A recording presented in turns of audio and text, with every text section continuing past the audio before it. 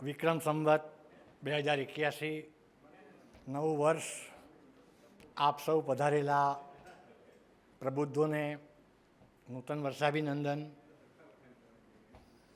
આજે આપણે આ વિશ્વકોશ ટ્રસ્ટમાં ત્રીજો કાર્યક્રમ અને મણકો ચોથો. આપ સૌ જાણો જ છો કે આ વિચાર બીજ ચિંતક, કવિ, લેખક અને એક સારા વહીવટી અધિકારી શ્રીમાન ભાગ્યેશભાઈ ઝા સાહેબ અને આપણા ગુજરાતનું ગૌરવ, આમ તો વિશ્વનું ગૌરવ કહેવાય એવા પદ્મશ્રી વિભૂષિત પ્રોફેસર ડૉક્ટર શ્રી સુધીરભાઈ શાહ સાહેબ અને કવિ, ચિત્રકાર અને રુજુ હૃદયધારી માધવભાઈ રામાનુજનું એક વિચારનું બીજ એવું વવાયું કે જે વિચાર બીજ થકી એમ થયું કે સમાજે આપણને ઘણું બધું આપ્યું, આપણે સમાજને શું આપી શકીએ.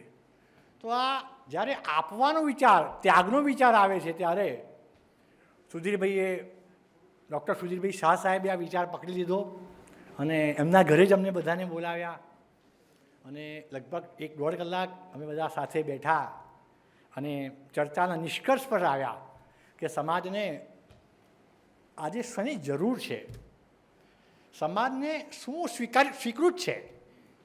તો ભાગ્યેશભાઈ ઝા સાહેબ માટે તો કશું કહેવું શું આપણે બધાએ, પણ તેઓએ તો એમના હૃદયમાં જે વિચારોનું આખું આંદોલન આવ્યું તે અમારી સમક્ષ મૂક્યું અને ખૂબ ગંભીર અને અત્યંત અભ્યાસુ એવા ડૉક્ટર સુધીરભાઈ શાહ સાહેબે એ વિચારને પકડ્યું, એમના મસ્તિષ્ક પ્રદેશમાં ફિટ કર્યું અને એમની હાર્ડ ડિસ્કમાંથી ફટાક લઈને એક મેસેજ મૂક્યો કે સુદામા, આપણે કંઈક આવું કરી શકીએ.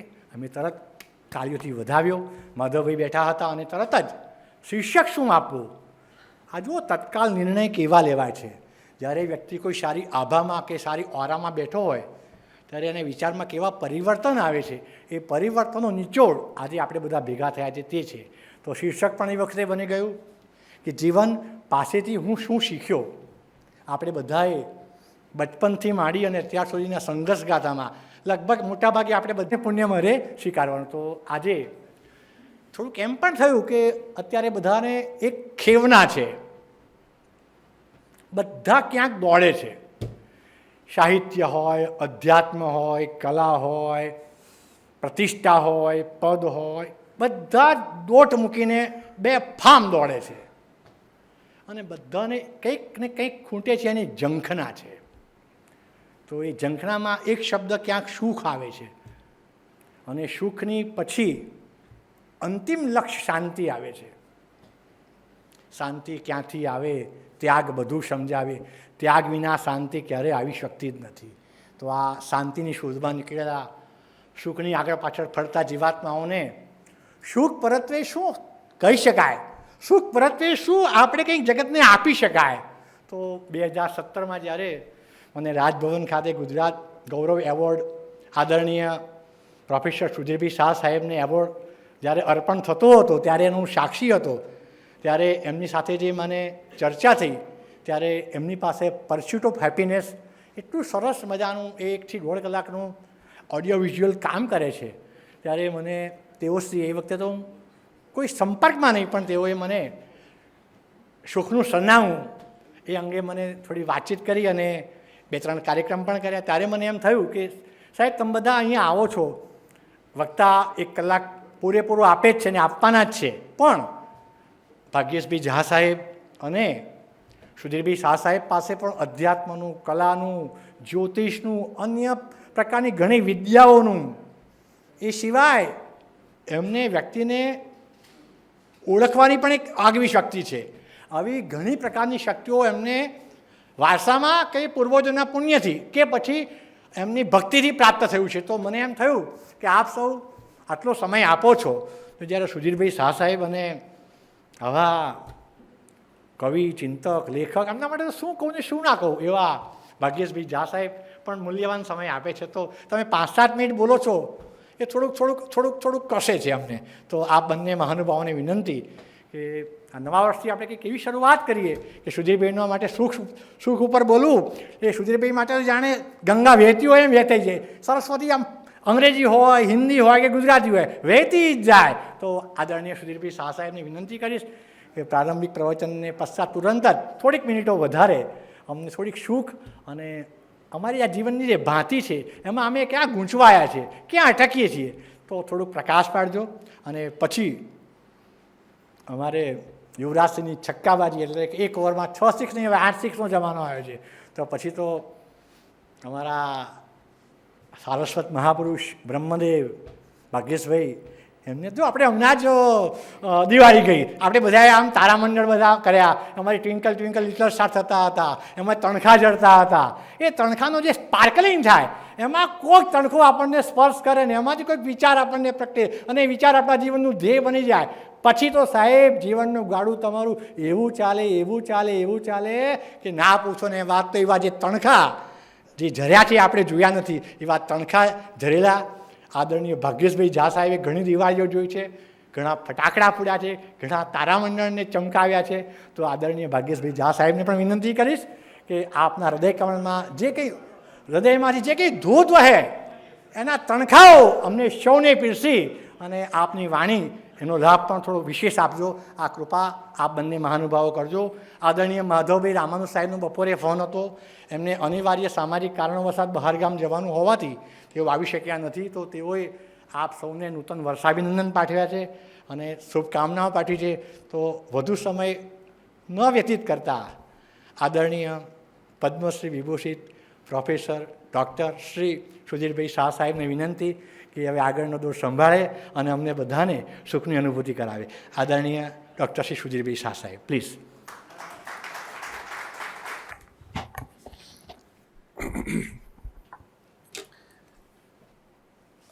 આપ સૌને પ્રણામ.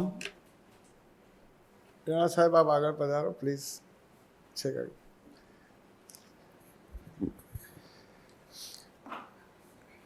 નવા વર્ષના સૌને ખૂબ ખૂબ અભિનંદન, આપ સૌને વંદન. આજે ચોથો મણકો અને ત્રીજું વ્યાખ્યાન છે અને ભાઈ શ્રી સુદામાજી એમની એકદમ જ સ્ફૂર્તિ કોઈ ધારામાંથી એકદમ એક ગૂગલી નાખે છે એ પ્રમાણે આજે સુખ પર બોલવા માટે 5-7 મિનિટ કહે છે. એમની મિત્રતાને લીધે વાત સ્વીકારું છું, પણ મને એમ લાગે છે કે આપણે સૌએ ઝા સાહેબને અને અજયભાઈને વધારે માણવા જોઈએ. ખેર બહુ મોડું થયું નથી અને વધુ સમય નહીં લઉં, પણ મને વાત કરતાં એકદમ યાદ આવ્યું શ્રી ભરતુરી સાહેબનું, આપણા નાથ સંપ્રદાયના વન ઓફ ધ ઇમ્પોર્ટન્ટ રાજર્ષિ, એમનું વૈરાગ્ય શતકનો એક શ્લોક યાદ કરતો હતો. લખે છે કે ક્વચિદ વીણાવાદ ક્વચિદપી હાહેતિરુદિતમ ક્વચિદ રમ્યા નારી ક્વચિદપી જરાજર્જરવપુ ક્વચિદ વિદ્વદ્ગોષ્ઠી ક્વચિદપી સુરામત્ત કલહો ન જાને સંસાર કિમ અમૃતમય કિમ વિષમય. એ એટલા હદ સુધી જ્ઞાન પ્રાપ્ત કર્યા પછી, સાધના કર્યા પછી પણ ભગવાન ભરતુરી લખે છે કે આ સંસાર સુખમય છે કે દુઃખમય, વિષમય છે કે અમૃતમય, એ મને ખબર પડતી નથી. કારણ કે ક્યાંક હું વીણાવાદ જોઉં છું તો ક્યાંક હાય હાય કરીને લોકો મૃત્યુ પામેલા સ્વજન માટે હૈયું કૂટે છે, રડે છે. ક્યાંક સુરામત્ત કલહો, દારૂ પીને દારૂડિયાઓ ઢીંચ્યા કરે છે, બીજી બાજુ આવા વિદ્વાનોની પ્રબુદ્ધ સભા થતી હોય છે. ક્યાંક એકદમ સુરમ્ય નારી છે અને ક્યાંક એકદમ જરા જર્જિત, ઘરડું વ્યક્તિત્વ છે. મને સમજ નથી પડતી. એમ ખરેખર જો આવા મહાત્માને પણ સંસાર વિશે એ સ્ટેજે પણ સમજ ના પડતી હોય તો આપણને તો ન પડે એમાં કંઈ નવાઈ નથી. સુખ વિશે ઘણા લોકોએ ઘણું ચિંતન કર્યું. એનું એક જ કારણ છે કે માનવ અસ્તિત્વની શરૂઆતથી આ ઉત્પન્ન થયેલો પ્રશ્ન છે અને એના અંતકાળ સુધી રહેવાનો છે. સુખ એ માનવનો અબાધિત અધિકાર છે. કસ્તુરી મૃગના દૂટીની અંદર જેમ કસ્તુરી હોય છતાં એમ આખી દુનિયામાં બહાર માથું પટકીને છેલ્લે કસ્તુરી શોધતા મૃત્યુ પામે, એમ આપણે સૌની અંદર અમૃતનો કુંભ છે, સુખનો કુંભ છે, પણ આપણને એની ખબર નથી. પેલા કસ્તુરી મૃગની જેમ એટલે આપણે આખી દુનિયામાં બધે ફાંફા મારીએ છીએ સુખ માટે અને એ સુખ ન મળે. જિંદગીના અંતકાળે પણ કોઈને પૂછો કે ભાઈ તને જોઈતું તું મળ્યું સુખ, તો 100માંથી 99% એમ જ કહેશે કે ભાઈ મને ખબર હતી કે મારે સુખ જોઈએ છે પણ મને સુખ મળ્યું નહીં. અને એ એક વિષમતા છે, પણ એ સત્ય છે. આપણા ઉપનિષદોમાં પણ આના પર ગહન વિચાર થયો છે. ક્યાંક એમ લખ્યું છે કે જ્ઞાન પ્રાપ્તિ વગર સુખ શક્ય નથી, ક્યાંક એમ લખ્યું છે કે શાંતિ વગર સુખ શક્ય નથી.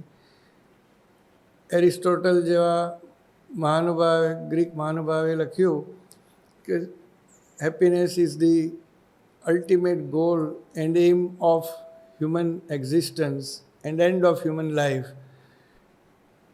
અને એણે એમ કહ્યું કે સુખથી વિશેષ આ દુનિયામાં પ્રાપ્ત કરવા જેવું કશું છે જ નહીં. જોવાની વાત એમ છે કે એરિસ્ટોટલ એટલે આમ તો પાશ્ચાત્ય સંસ્કૃતિ થઈ ને એમના કહેવા પ્રમાણે મોટો દાર્શનિક હતો. એણે લખ્યું કે સુખની પ્રાપ્તિના સુખના 4 દ્યોતક છે. એક છે સ્વસ્થ શરીર, બીજું સારા રિલેશન્સ, એ પતિ પત્નીના, મા બાપના, કુટુંબના, મિત્રોના બધા રિલેશનની વાત કરીએ, સારા રિલેશન. ત્રીજું એને લખ્યું કે સદ્ગુણો, અને ચોથું લખ્યું પર્યાપ્ત સંપત્તિ. અમર્યાદ સંપત્તિ એવું નથી લખ્યું એણે, પર્યાપ્ત સંપત્તિ. આ 4 હોય તો કે તમારું સુખની પ્રાપ્તિ શક્ય થઈ શકે. પરંતુ આપણા ઉપનિષદો, આપણા અન્ય ગ્રંથો, જૈન આગમો, ત્રિપિટક, બધામાં વિશેષ ઊંડાણથી વિચાર કરવામાં આવ્યો છે એવું આમ દેખાઈ આવે. તમે ધ્યાનથી અભ્યાસ કરો. આપણા લોકો એવું લખ્યું કે આ ઉપરાંત સદાચાર જોઈએ, ધર્મનું પાલન જોઈએ, સાધનાની પ્રવૃત્તિ અધ્યાત્મ જોઈએ, અને સદ્ગુણોની સાથે સદાચારનું સેવન જોઈએ. અને સદાચાર એટલે 5 યમ અને 5 નિયમ. સદ્ગુણોની વાતમાં એવું આવે કે જેમ કે આપણે કોઈની પ્રશંસા સાચા દિલથી કરવી, કોઈને સાચા દિલથી એને ગ્રેટિટ્યૂડ, થેન્ક યુ કહેવું, આ પણ એક મોટો સદ્ગુણ છે. સાચા દિલથી ક્ષમા આપવી, એ પણ એક સદ્ગુણ છે. સ્વીકાર ભાવના રાખવી, એટલે કોઈ પણ જાતની દ્વિધા વગર પરમાત્માએ જે પરિસ્થિતિ મૂક્યા છે એને સ્વીકારવો, અને સાથે સાથે કરુણાની ભાવના રાખવી. આ બધા અવિરોધ સ્વીકાર સહિતના 5 સદ્ગુણો બધા શાસ્ત્રોમાં લગભગ લખેલા છે. પરંતુ જે સદાચારની વાત છે, જેમાં 5 યમ છે, સત્ય, અહિંસા, અસ્તેય, બ્રહ્મચર્ય, અપરિગ્રહ, એ મોરલેસ ઈસ્ટર્ન ફિલોસોફીની એક ખાસિયત છે. તમે વેસ્ટર્ન ફિલોસોફી જોશો તો એમાં પ્રામાણિકતા વગેરે વસ્તુઓની વાત આવશે. ત્યાં આત્મા, કર્મ, પુનર્જન્મની બહુ ચિંતા કરવામાં આવી નથી. જ્યારે આપણા ત્યાં આ બધી વાત આવવાને લીધે સત્ય, અહિંસા, અસ્તેય, બ્રહ્મચર્ય, અપરિગ્રહ, આના ઉપર બહુ ભાર મૂકવામાં આવે છે. એમણે કહ્યું કે જો તમારે ખરેખર સુખ જોઈતું હોય અને સાચી શાંતિ જોઈતી હોય તો સદ્ગુણોની સાથે સદાચાર, 5 યમની જોડે 5 નિયમ, એટલે શૌચ, સંતોષ, તપ, સ્વાધ્યાય, ઈશ્વર પ્રણિધાન, આ જોઈએ. એ આપણા યોગશાસ્ત્રના સૂત્રોમાં જોશો તો મળશે. અને પછી આધ્યાત્મિક સાધનાની વાત આવે છે. અને ઘણી ઊંડાણની બીજી ચર્ચા છે, દાન વગેરે કેવી રીતે કરવું, ધર્મના પાયા શું છે. ખેર આજનો વિષય મારો નથી, સાહેબ બોલવાના છે. પણ સુદામાએ જે પ્રશ્ન ઉપસ્થિત કર્યો બહુ એક રીતે રિલેવન્ટ છે, કાયમનો પ્રશ્ન છે. દરરોજ આની ચર્ચા થવી જોઈએ, આત્મા સાથે એની રોજ મંથન થવું જોઈએ અને આપણે જ એનો જવાબ શોધવો જોઈએ કે સાચું સુખ અને શાંતિ આપણે કેવી રીતે પ્રાપ્ત કરી શકીએ. નવા વર્ષમાં આપ સૌને ફરીથી અભિનંદન આપું છું અને આશા રાખું છું કે આપ સૌને અપાર સુખ અને શાંતિ જે અંદર જ પડ્યા છે એ તમને રીઇન્વેન્ટ કરવામાં ઈશ્વર સહાયક થાય, તમારા સંજોગો સહાયક થાય, તમને સન્મિત્રો મળે, સત્સંગ મળે અને આવી સભાઓ વધુને વધુ યોજાય. માઇક હવે જેમને આપું છું એ અમારા માગે સંતિ ત્રયો ગુણા. એ આપને ખ્યાલ હશે જ, એક બહુ સુંદર ઉક્તિ હતી કે ઉપમા કાલિદાસસ્ય. ઉપમા કોની? તો કે કાલિદાસસ્ય. કાલિદાસ જેવી ઉપમા કોઈ જગ્યાએ હોય નહીં. કેવી ઉપમા આપે? પેલો પૂછે છે કે ભાઈ કમળ ઉપર કમળની ઉત્પત્તિ થઈ શકે? તો એક જ માણસે પાદ પૂર્તિ કરી શકે, કાલિદાસ, કે બાલે તવ મુખાંબોજે કમળોત્પત્તિ થયો. તારા મોઢારૂપી કમળ ઉપર બે આંખરૂપી કમળ ઉભ્યા જ છે ને કે એવું સુંદર જે ઉપમા આપી શકે એ કાલિદાસ. ઉપમા કાલિદાસસ્ય ભારવેર અર્થ ગૌરવ. અર્થ ગૌરવ કોનું? તો ભારવીનું. પદ લાલિત્ય, દંડીના પદ લાલિત્યમ માગે સંતિ ત્રય. પણ માગ તો ત્રણેય ગુણોવાળા છે. મારા ભાગ્યભાઈ ઝા સાહેબ ત્રણેય ગુણોવાળા. વેલકમ. સુધીરભાઈ સાહેબને પ્રણામ. આપ સૌને પણ ખાસ નૂતન વર્ષાભિનંદન. અને અમારા પ્રિય મિત્ર અજયભાઈ આજે આપણા ઉત્સવ મૂર્તિ છે. સાહેબે એક બે શ્લોકો હોય તો આમ તો સુદામાં સારું થયું તમે પરિચય આપ્યો સાહેબનો કે સાહેબ ન્યુરોલોજિસ્ટ છે, બહુ પ્રોફેસર છે, પદ્મશ્રી છે. નહીં તો કોઈ એમને સંસ્કૃતના પંડિત જ સમજે અથવા જૈન મોંક સમજે. એકદમ ફિલોસોફિકલ. હું હંમેશા એવું કહું છું કે પેન્ટ શર્ટમાં ફરતા અમદાવાદના સંત છે.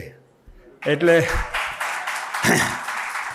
એક એવી સંત પ્રકૃતિ. પણ એમને સરસ વાત કરી. પેલી અજયભાઈ જે વાત કરી ને માગે સંતિ ત્રયો ગુણા, એમાં ત્રીજું જે છે ને, ઉપમા કાલિદાસસ્ય ભારવેર અર્થ ગૌરવમ દંડીનઃ પદલાલિત્યમ. દંડીનઃ પદલાલિત્યમ. હવે દંડીનું એક બહુ મોટું પ્રખ્યાત ગ્રંથ છે દશકુમાર ચરિતમ. એમાં પાંચમો અને છઠ્ઠો કુમાર છે ને, એ આમ 10 કુમાર, પણ એને હોઠે કંઈ વાગ્યું હોય છે. એટલે હોઠે વાગ્યું હોય, આ પદલાલિત્યમ કેમ લખ્યું એ સમજાવું છું. કે હોઠે વાગ્યું હોય છે એટલે ઓષ્ટ્ય ઉચ્ચારો કરવામાં તકલીફ પડે, પફ બભમાં. તો એમને આખી કથા એવી રીતે લખી જેમાં પફ બભમાં ના આવે, કારણ કે રાજકુમારને વાગેલું હતું અને એની કથા કહેવાની હતી. તો આ દંડી હતો. એટલે એ તો આપણે તો એમની આરાધના કરવાની હોય, તો બધા મહાપુરુષ. પણ આજે આપણે નવા વર્ષમાં ભેગા થયા અને આ સુદામાં અમે કેમ નાસ્તો નથી રાખ્યો એનું પણ તમને કહી દેવું જોઈએ. કારણ કે શું છે, આ અમદાવાદ છે એટલે લોકો બધા ખોટા અર્થઘટનો કરે છે. એવું કંઈ છે નહીં. પણ સામાન્ય રીતે શું છે કે બધા લોકો પાંચમ પછી આગ્રહ કરી અને મહેમાનોને બોલાવે છે એટલા માટે કે જેથી નાસ્તો વપરાઈ જાય. હમણાં અમે કોઈના ત્યાં ગયેલા તો એવું સરસ બધું મિક્સ કરીને આપે, તમને ખબર ના પડે કે 2 વર્ષ જૂની મીઠાઈ તમે ખાઈ ગયા. અને ઘણી વખત શું મારા જેવો રિલક્ટન્ટલી એમ કે ભાઈ ગળું ખરાબ છે ને રહેવા તો નથી, એ કે પછી પતિ છે ને પોતાની પત્નીને અમુક વખતે પેલું કરીને પણ એને ગમે તેમ કરીને મહેમાનને રાજી કરવા છે. એટલે એ શું કહે કે લો સાહેબ બહારનું જ છે. એટલે સમજણ પડે ત્યારે જ હસવાનું, આપણે કોઈ ઉતાવળ નથી એમાં. તો અને ઘણી વખતે સ્ત્રીઓ પણ ક્રોધ વ્યક્ત કરવા માટે એક એવી સૂક્ષ્મતા વાપરતી હોય છે. મેં જોયું હમણાં એક ભાઈના ત્યાં ગયેલા, નાસ્તો મૂકેલો ને આવી રીતે બે માણસો બહુ વિવેક કરતા હતા કે ના ના અમારે નથી ખાવું ને આમ બહુ તળેલું આવે, આ 2 સિઝન ચાલે છે ને આમ ને એની વાઈફે ધીરે ધીરે કહ્યું કંઈ નહીં લઈ લો, આપણે આવતી સાલ કામ આવશે, આવવાના જ છે ને, તો આવતી સાલ આવશે જ ને એમ. એટલે એવા સંજોગોમાં આપણે વિશ્વકોશમાં મળીએ છીએ અને આ વિશ્વકોશ બહુ દાનથી ચાલે છે, પણ આપણા પ્રબુદ્ધ સભાનો પ્રારંભ સુદામા કરે છે. એટલે આ કળિયુગના સુદામા છે અને આમ કૃષ્ણ કુટીરે આવતા હોય એવું લાગે. આજે એક સાહેબે એક શ્લોક કહ્યો, એનાથી જ હું શરૂ કરું. ભર્તૃહરિનું વૈરાગ્ય શતક, ભર્તૃહરિ જ કદાચ શૃંગાર શતક, નીતિ શતક અને વૈરાગ્ય શતક લખી શકે.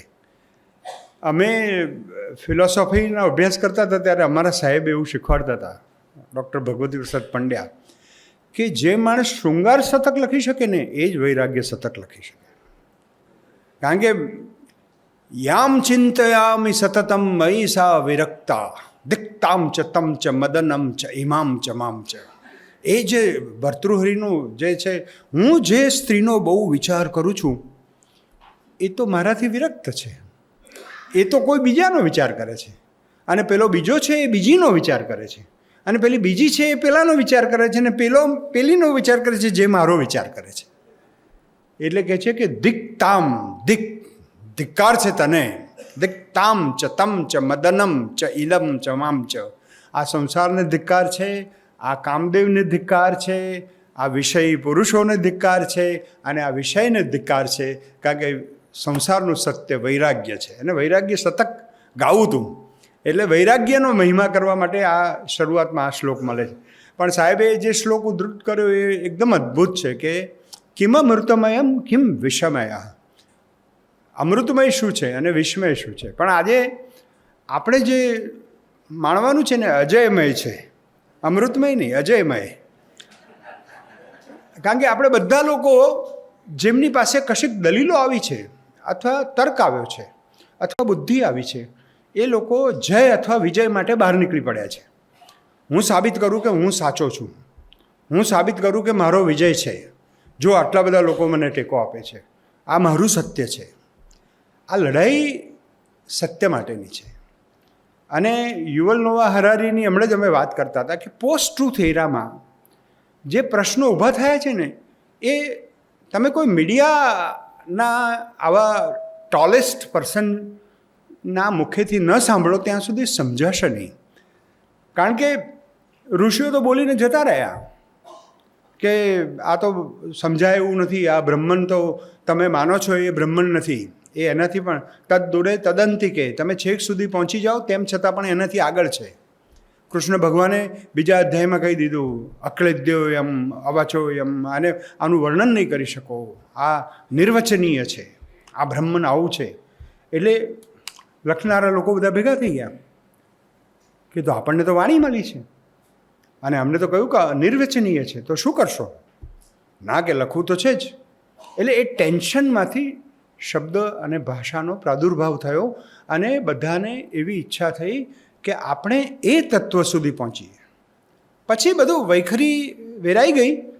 એ શાકવાળીએ ઉપયોગ કર્યો, બીજાએ ઉપયોગ કર્યો, રાજાએ ઉપયોગ કર્યો, બધાએ ભાષાનો ઉપયોગ કર્યો.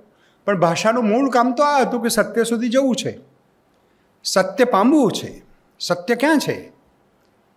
અને એ સત્યને સત્યમ પરમ ધીમહિ કે ખલુ ઇદમ બ્રહ્મ, એમ વેદાંતમાં અનેક સૂત્રો છે. પણ એકદમ કોઈ એક જ વાક્યમાં કે એક જ રીતે સમજાવે. એટલે ઉપનિષદમાં તો પછી એક છોકરો તો આપણો કળિયુગનો આવે ને, એને પાછું પૂછ્યું ખરા કે ભગવો યસ્મિન વિજ્ઞાતે સર્વમિદમ વિજ્ઞાતમ ભવતી. તમે એવું કશું કહો જેનાથી બધું જ અમે જાણી લઈએ. અને એમ કરી અને બ્રહ્મ વિદ્યાની માગણી કરે છે અને બ્રહ્મ વિદ્યા આપે છે ને ઉપનિષદોમાં થયું બધું. પણ આપણે તો પાછા 2024માં આવ્યા અને આ દિવાળી 2081 વિક્રમ સંવત. તો એમાં આ સત્ય એટલે શું અને સત્ય શું છે એ અજયભાઈ સિવાય આપણને કોઈ કહી ના. અજય એટલા માટે હું, અજય શબ્દ છે ને જય અને વિજયથી ઉપરનો છે. એટલે આમાં જે લોકો જય કરવા નીકળ્યા છે કે વિજય લેવા નીકળ્યા છે ને એ બધા મિથ્યા અવસ્થામાં છે. ખરેખર તો એમનું એવું કહેવું છે કે આ જગત અજયમય છે, કોઈ જીતી શકતું નથી આમાં, ફાઇનલી કોઈએ જીતવાનું નથી. એ જય અને વિજયની બધી ઓપેરા વિન્ફ્રી નામની એક્ટ્રેસ એવું કહે છે કે every fame has a self life of 15 minutes. તમે ગમે તે થાઓ, 15 મિનિટ બહુ મજા આવે. બધી વસ્તુની 15 મિનિટ મજા છે. હું કલેક્ટર થયો ને તો એટલા બધા લોકો આવેલા વડોદરામાં, તો મને તો એટલો આમ આત્મગૌરવ થયું કે 100 લોકો બુકે લઈને ઊભેલા, અને બધા બહુ જાણીતા બધા લોકો. મને તો એમ થયું મનોમન મારા પિતાજીને, મારા ભગવાનને હું પ્રાર્થના, મેં કીધું હા તમે મને શું આપ્યું. આ 15 મિનિટ થઈ ગઈ ને 16મી મિનિટ થઈ એટલે પેલા ડેપ્યુટી કલેક્ટર એકદમ ઇસ્ત્રી કરેલા ફેસ સાથે આવ્યા અને પેલા પટાવાળાને કે આ બધું લઈ લો ભાઈ, આ બધું આ બુકે બધું લઈ લો, આનો કોઈ અર્થ નથી એમ. પછી મેં કીધું હા બોલો શું હતું. એ કે સાહેબ આ સુપ્રીમ કોર્ટનો 600 પેજનું જજમેન્ટ છે, એ આપણે 3 દિવસમાં વાંચી કાઢવાનું છે, આપણે એફિડેવિટ કરવાની છે, અને આપણે તરત જ આ 7 ફાઇલો હું લાવ્યો છું, એ તમે જોઈ લો, આપણે બપોર સુધીમાં નિર્ણય કરવાનો છે. એ હજી તો ગયા નથી, ત્યાં તો પોલીસવાળા આવી ગયા. મેં કીધું સલામ કરી, હું તો આઈપીએસ ઓફિસર સલામ કરે આપણને સારું લાગે. એ કે એમ નહીં સાહેબ, સલામ બલામ તો ઠીક છે, પણ આ 18 જણને તડીપાર કરવાના છે તાત્કાલિક. હું એવું ના કહી શકું કે હું ઓળખતો નથી, કે આપણે નિર્ણય એટલે પેલી 15 મિનિટ જતી રહી, બુકે પહેલાં હટાવી લીધા. મને પછી મોડેથી હું એ ડેપ્યુટી કલેક્ટરને યાદ કરું છું ને તો મને એમ લાગે કે આ શંકરાચાર્યનો અવતાર છે. એને કહ્યું આ બધું છોડો, આ બધાનો કોઈ મહત્ત્વ નથી, કારણ કે બધું 15 મિનિટમાં અદૃશ્ય થઈ જાય છે આ જીવનમાં. એટલે જગત જય અને વિજયથી ઉપર અજયમય છે, જ્યાં કશું જીતવાનું નથી હોતું આપણે. અને એટલા માટે જે સત્યની શોધ કરવા માટે ભાષા શોધાયેલી, એ રશિયન ક્રાંતિ થઈ અને પછી બધાને ખબર પડી કે આ તો ભાષા તો ગુલામો બનાવવા માટે વપરાય છે, ભાષા તો કોરડા વીંજવા માટે વપરાય છે. એટલે અમે ઘણી વખત એમ કહીએ, અમે કહીએ સ્વાયત્તતા જોઈએ. હું કહું સ્વાયત્તતા નહીં, સાત્વિકતા જોઈએ. સાત્વિકતા જોઈએ, કારણ કે સાત્વિકતા બહુ અગત્યની છે. સાત્વિક માણસ હશે તો કશો વાંધો નહીં આવે. સાત્વિક માણસ નહીં હોય તો ગમે તે પરિસ્થિતિ હશે એને બધું રફે દફે કરી દેશે. એટલે ને તો કૃષ્ણ ભગવાને સત્વ રજસ તમસ એમ વહેંચ્યું ના હોત. એટલે આ આખી રશિયાની ક્રાંતિમાંથી એક વાક્ય આપણને દોસ્તોયેવ્સ્કી આપે છે. God has given the gift of speech to mankind so that he can conceal his thoughts. માણસને ભગવાને વાણીનું વરદાન એટલા માટે આપ્યું કે પોતાના વિચારો સંતાડી શકે. અને પછી અમે બધા બહાર પડ્યા, બધા કવિઓ, લેખકો, સર્જકો, ચિંતકો, બધાએ કહ્યું કે આ વૈખરી ભાષા છે, આ તો માયા છે. કોઈએ શંકરાચાર્યનો આશ્રય લીધો, કોઈએ ના લીધો, પણ બધા અંતે તો સત્ય પ્રમાણે જ વાત કરે. સત્ય ક્યાંક બીજે છે. હવે સત્યની શોધ કરવા માટે વૈજ્ઞાનિકો નીકળ્યા, ચિંતકો નીકળ્યા, શિક્ષકો નીકળ્યા, ફિલોસોફર્સ નીકળ્યા. બધાએ પોતાની જાતને પ્રશ્નો પૂછ્યા, સત્ય શું છે, સત્ય શું છે. અને આજે પણ એટલે આપણે પોસ્ટ ટ્રુથ એરામાં એટલે ભાષા વિશે બહુ શંકાઓ ઊભી થવા માંડી કે ભાષાનો બહુ મિસયુઝ થાય છે, ભાષા ઘસાઈ ગઈ. મને ખબર છે કે હું અમેરિકા ભણતો હતો ને તો બધા આમ વોટ આર યુ ડુઈંગ એમ ખભા લઈને બોલે ને. આપણે તો અમે તો મહેસાણાના માણસો સાહેબ, એ કોઈનાથી ઇમ્પ્રેસ જ ના થઈએ. આ પૃથ્વી ઉપર 2 જ પ્રાંત એવા છે કે જે પોતાની શાણપણ ને ગાંડપણની વાત કરે, એક મહેસાણા અને યુગાન્ડા. એટલે મારા પ્રોફેસરને મેં પૂછ્યું, મેં તો સાહેબ હાય હાય હાય હાય એટલે શું? બધા છોકરા છોકરીઓ કોઈ આપણને ઓળખતું ના હોય, આપણે કોઈ છોકરી સામે એમ કે હાય એટલે કે હાય. હાય હાય શું છે? અમે હાય હાય કરીએ પણ બીજા પ્રસંગે કરીએ, કોઈ મળે ત્યારે ના કરીએ, કોઈ મરે ત્યારે કરીએ. એ વાત જુદી છે કે અમારા મહેસાણામાં અળ અને રનો ભેદ અમે ભેદમાં માનતા જ નથી. હમણાં મારો એક બિલ્ડર છે, મિત્ર છે, મને ફોન કર્યો અજયભાઈ, મને કે સાહેબ ઘેર આવી ગયા છો? મેં કીધું હા. કેમ? કે મારે મરવા આવવું છે. મેં કીધું ના, તમારે ઘેર જ મરી જાઓ, અહીં ના આવશો. એટલે અળ અને રનો ભેદ ના કરે. અને પછી બોલે બધા, બહુ મોટા મોટા માણસો બોલે આવું, એટલે આપણને મજા આવે. પણ આ ભાષાના આ પ્રશ્નો થવા માંડ્યા કે ભાષાએ પોતાનું પોત ગુમાવી દીધું. એ વખતે કેમેરા આવ્યો અને કેમેરાના લીધે બહુ તાજ્જુબ થઈ ગયું. હવે અસત્ય નહીં ચાલે, હવે તો ફોટો જ બતાવીશું, જુઓ આ મરી ગયા છે. વિનોદ ભટ્ટે પોતાની શોકસભા વિશે મોટો નિબંધ લખ્યો છે, મોટો નિબંધ. અને જ્યોતિન્દ્ર દવે અધ્યક્ષ સ્થાને છે અને વિનોદ ભટ્ટની શોકસભા ચાલે છે. અને બધા કહે છે કે અને વિનોદભાઈ તો બરાબર છે, વિનોદભાઈ તો લખ્યું, પણ આપણા ચારી સાહેબ વડોદરામાં એને નાટ્ય રૂપાંતર કર્યું. અને વિનોદભાઈ ગુજરી ગયા ને એટલે એક વિનોદ સભા કરી અમે વડોદરામાં, બહુ લોકો આવ્યા અને એમાં આ નાટક ભજવાયું. વિનોદભાઈની શોકસભા વિનોદભાઈના શબ્દોમાં. એટલે વિનોદભાઈએ એવું લખ્યું, એટલે જ્યોતિન્દ્ર દવે આવ્યા, આજે બહુ ખોટું થયું છે, આપણો વિનોદ મરી ગયો, આપણો વિનોદ બહુ હોશિયાર હતો, વિનોદ જવાનીમાં મરી ગયો, મને બહુ દુઃખ થાય છે એમ કરી બેસી ગયા. હવે બોલો ભાઈઓ બોલો. એટલે ઉમાશંકર ઊભા થયા.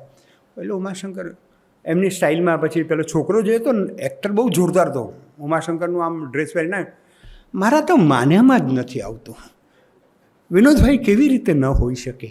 એટલે જ્યોતિન્દ્ર દવે કે ભાઈ આ ઉપકુલપતિ છે, એને ડેથ સર્ટિફિકેટ બતાવો. આ નહીં માને. અમે કહીએ છીએ અહીંયા શોકસભામાં અમે અમથામ થયા છીએ. તો આ મજા. એટલે ભાષા, આપણે ફોટો, આપણે પ્રમાણ જોઈએ છે. કોણે કહ્યું છે આ, કેવી રીતે કહેવાયું છે. એટલે ફોટો ગયો, પછી ફોટા પછી મોશન આવ્યું, એમાં વિડીયો આવ્યો, એટલે તો વળી ટીવી આવ્યા. એટલે આપણને એમ થયું કે હવે સત્ય આપણને જોવા મળી જશે. આવું જ થયું હતું. આ જુઓ આ વિડીયો. પછી એ આવ્યું. એટલે વિડીયો પણ ડૉક્ટર થઈ શકે. તમને તમારો અવાજ મારી પાસે હોય અને તમારા વિડીયો હોય, I can do anything with it with the help of AI. પછી ડિફેન્ડ તમારે કરવાનું કે તમે સારા માણસ છો. હું એવો વિડીયો બતાવી શકું કે ભાઈ આમને તો આવું કર્યું હતું, આમને તો આમ કર્યું હતું, અને તમે ફસાઈ જાઓ. હવે એવું બહુ જ થાય છે ચારે બાજુ. હજી તો ડિજિટલ એરેસ્ટ સુધી જ આવ્યા છો, હજી તો વિડીયો એરેસ્ટ આવશે ને ત્યારે આપણને ખબર પડશે કે હવે શું કરવું. આ એમ કે યુટ્યુબ મારે જોવી જ નથી સાહેબ, એની કંઈ ગોળી આપો. આના માટે સાહેબ પાસે બધા નવા જે પેશન્ટો આવવાના છે ને, એની પણ મારે થોડી તો વાત કરે. સાહેબ તો ના કે આપણે નવા પેશન્ટો મારે શોધવાના તો છે જ, કે આપણે બધા એ જવું પડશે એમની પાસે કે સાહેબ આ ડિજિટલ ડિટોક્સ કેવી રીતે થાય, ડિટોક્સિકેશન ઓફ ડિજિટલ વર્લ્ડ. કારણ કે આ બધું એમાં પણ ખબર ના પડી. વિડીયો જોઈએ તો પણ ખબર ના પડે કે આ વિડીયો સાચો છે કે ખોટો છે. એટલે સત્ય આપણાથી વધારે ને વધારે દૂર જતું જાય છે. એટલે જેમ શંકરાચાર્યએ આગળ વાત કરી કે સત્યમ કિમ, ભર્તૃહરિએ કહ્યું કે કિમ અમૃતમયમ કિમ વિષમય, મને ખબર નથી પડતી કે આમાં સાચું શું છે ખોટું શું છે. એટલે મીડિયાનું કામ આવ્યું. અને એટલા માટે અજય ઉમટ આપણી પાસે છે. આજે અમે છે ને, અમે પોલીસમાં ઉલટ તપાસ કરીએ. આ ભાઈ છે ને એ ઉમટ તપાસ કરે. કોઈ પણ બનાવ બને ને એની ઉમટ તપાસ તમારા ફોકલ પોઈન્ટમાં સાંભળવાની. અજયભાઈનો અભિપ્રાય શું છે, આ બનાવને અજયભાઈ કેવી રીતે જુએ છે, આ જિજ્ઞાસા અમે સાહેબ વિદ્યાર્થી કાળમાં મને લાગે છે કુલદીપ નાયર, આપણા વાસુદેવ મહેતા, નીરુભાઈ દેસાઈ, આ બધાને વાંચીને મોટા થયા છે. એટલા બધા માવલંકર સાહેબને હેરોલ્ડ લાસ્કીમાં જઈને બેસી જઈએ કે સાહેબ આમાં what is the discourse, how this things are going on. અમે આ ઇમરજન્સી વખતે આ ડોક્યુમેન્ટ વાંચતા હતા. અડવાણી તો ત્યાં હતા, પણ મકરંદ દેસાઈ, કૃષ્ણકાંતભાઈ પીએ મકરંદ દેસાઈના, અને સુબ્રમણ્યમ સ્વામી ત્યાંથી સત્યવાણી મોકલે. અને અમે સત્યવાણી ભીખેશભાઈ લઈને ઘેર જઈને વહેંચતા હતા ઇમરજન્સીમાં, કે સત્ય પહોંચાડીએ આપણે, સત્ય આ છે. તો આ મીડિયાનો રોલ આખો બદલાઈ રહ્યો છે. આપણને પહેલાં શું હતું કે છાપામાં આવી ગયું છે એટલે સાચું છે. અજયભાઈનું એક બહુ પ્રખ્યાત વાક્ય છે, તમને હું એટલા માટે આ વક્તાનો પરિચય હું બહુ ફોર્મલ આપી જ શકું, કે તો આમ છે ને તેમ છે ને, અથવા વાંચીએ જવું. અમુક પેલી બહેનો બધી વાંચતી હોય છે ને ન્યૂઝ રીડરની માફક. હમણાં તો એક બહેને એવો ગોટાળો કર્યો. આ સુદામા તો હજી આ સુદામા સાહેબ, આ પ્રબુદ્ધ સભા છે ને અમદાવાદમાં કેટલાક વક્તાઓ પેદા કરશે, એમાંના સુદામા એક હશે. કારણ કે હું તો શિક્ષકનો પુત્ર છું, એટલે કોઈની પણ પ્રગતિ થતી હોય તો પ્રગતિ પત્રકમાં નોંધ કરું. આ સુદામા એક વક્તા તરીકે બહુ ડેવલપ થઈ રહ્યા છે. અને દર્શનાબેનને કહેવાનું એમના પત્નીને, જે બીજા વધારે સારા કામમાં રોકાયેલા હોવાથી નથી આવતા અહીંયા, પણ આ ખરેખર સુદામાએ બહુ સરસ વાત કરી. અને એમને એમ કહ્યું કે સાહેબ, વિષય આમાં મને એક વખતે સરસ વાત કરી હતી આપણા વિનોદ ભટ્ટે. મારે વડોદરા બોલવા જવાનું હતું, અને મેં કીધું કે મારે શંકરાચાર્ય વિશે બોલવાનું છે ને બહુ અઘરો વિષય છે, એટલે ઓલ ધ બેસ્ટ એમ. વિનોદભાઈ એટલું જ મેં કીધું યાર આપણા સંબંધ આવા નથી, ઓલ ધ બેસ્ટ ના કહેવાય, તમારે મારી સાથે ચર્ચા કરવી પડે. કે પણ તમે કહો શું કહેવાના તમે. મેં અને કે મેં ઓલ ધ બેસ્ટ તમને કહ્યું જ નથી, મને ખબર જ છે તમે સારું બોલશો, મેં તો ઓડિયન્સને કીધું ઓલ ધ બેસ્ટ. કે ઓડિયન્સ તમને જીરવી શકે. એટલે તે દિવસથી મને એમને એક દીક્ષા આપી કે ગમે એવી સિરિયસ વાત કરવી હોય તો એ હસતા હસતા કરવી, અને હાસ્ય લાવવું જ. અને હાસ્ય લાવવાથી ઘણા બધા પ્રશ્નો સોલ્વ થઈ જાય છે. અજયભાઈનું એક જોરદાર વાક્ય છે, અમને સાહિત્યકારોને બહુ લાગુ પડે છે, પણ એમને પણ લાગુ પડે છે. એ એમ કહે છે કે છાપામાં કશું વાંચવા જેવું હોતું નથી, અને સાહિત્ય કોઈ વાંચતું નથી. એટલે સાહિત્યકારો અને છાપાવાળા બંનેને, કારણ કે આગલા દિવસે તમે વિડીયો જોઈ લીધો હોય, આ સમાચાર બને એની 36 સેકન્ડમાં દુનિયા આખીને માહિતી પહોંચી જાય છે. Because as Harari says, the data, the information is new oil. આ નવું ઓઇલ છે, આ નવી ચલણ છે આ. એટલે એ સંજોગોમાં આ મીડિયા ક્યાં આવીને ઊભું છે. અને અજયભાઈ અદ્ભુત વ્યક્તિ છે, LLM છે, પણ દલીલો નહીં કરે, એ માનવ સંબંધના માણસો છે. અને એટલા બધા એમને સંબંધ છે. તમે એમની સાથે જાઓ. અમે તો ભરત ભગત સાહેબને અમે એક દિવસ સાથે જમવા બેઠા હતા, અજયભાઈ પણ અમારી સાથે હતા. અજયભાઈ 30 મિનિટમાં 37 માણસોને મળી શકે એવી કેપેસિટી. ધડ બધાના નામ મોઢે હોય, બધી જ ખબર હોય, એમને કોઈ રેફરન્સની જરૂર ના પડે, રેડી રેકનોનર હોય, એમને ખબર જ હોય પેલાનું શું થયું. એમ પેલાનું શું થયું હોય એટલે એમને ખબર જ હોય. કોઈ મંત્રી સાથે વાત કરતા હોય ત્યારે પેલાનું શું થયું શું હોય, મને કહેતા હોય ત્યારે પેલાનું શું થયું એ બીજું હોય, અને પોલીસ કમિશનર કહેતા હોય પેલાનું શું થયું ત્યારે જુદું હોય. આ પેલાનું પેલું અને પેલાનું પેલું કરવામાં એમની એટલી અદ્ભુત રિટ્રાઈવલ કેપેસિટી છે. આ રિટ્રાઈવલ કેપેસિટી હોવી, it is something very very great blessings from almighty. અત્યારે લોકોને સાહેબ બધું સમજાવવું પડે છે, ત્યારે લાઇટ થાય તો થાય. આ અલ્ગોરિધમના લીધે આપણા મગજને બહુ નુકસાન થઈ રહ્યું છે, જે અમારા વેદ પંડિતોને એ જરૂર નહોતી. એમને તમે એક ગંગેશ્વરાનંદજી એક વખત ગીતા મંદિરમાં ઉતરેલા, પ્રજ્ઞાચક્ષુ, પણ એમને તમે કોઈ પણ શ્લોક બોલો, ત્રીજી લીટી બોલો ને આગળની 2 લીટી બોલી નાખે, તરત જ રિટ્રાઈવલ થાય. એવી રેર કેપેસિટી જે હ્યુમન બિઈંગ્સમાં હોય ને, એ અત્યારે બહુ જ પૂજ્ય ગણાય અને અલભ્ય કહેવાય. એવા અજયભાઈ આપણી વચ્ચે છે.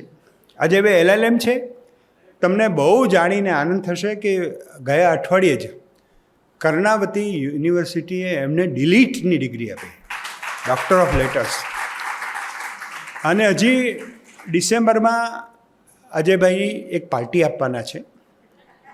આ ભોજનની હશે, આઈસ્ક્રીમની હશે, તો એ જ એમના સ્વમુખે શ્રીમુખે કહેશે, કારણ કે એ PhD કરી રહ્યા છે.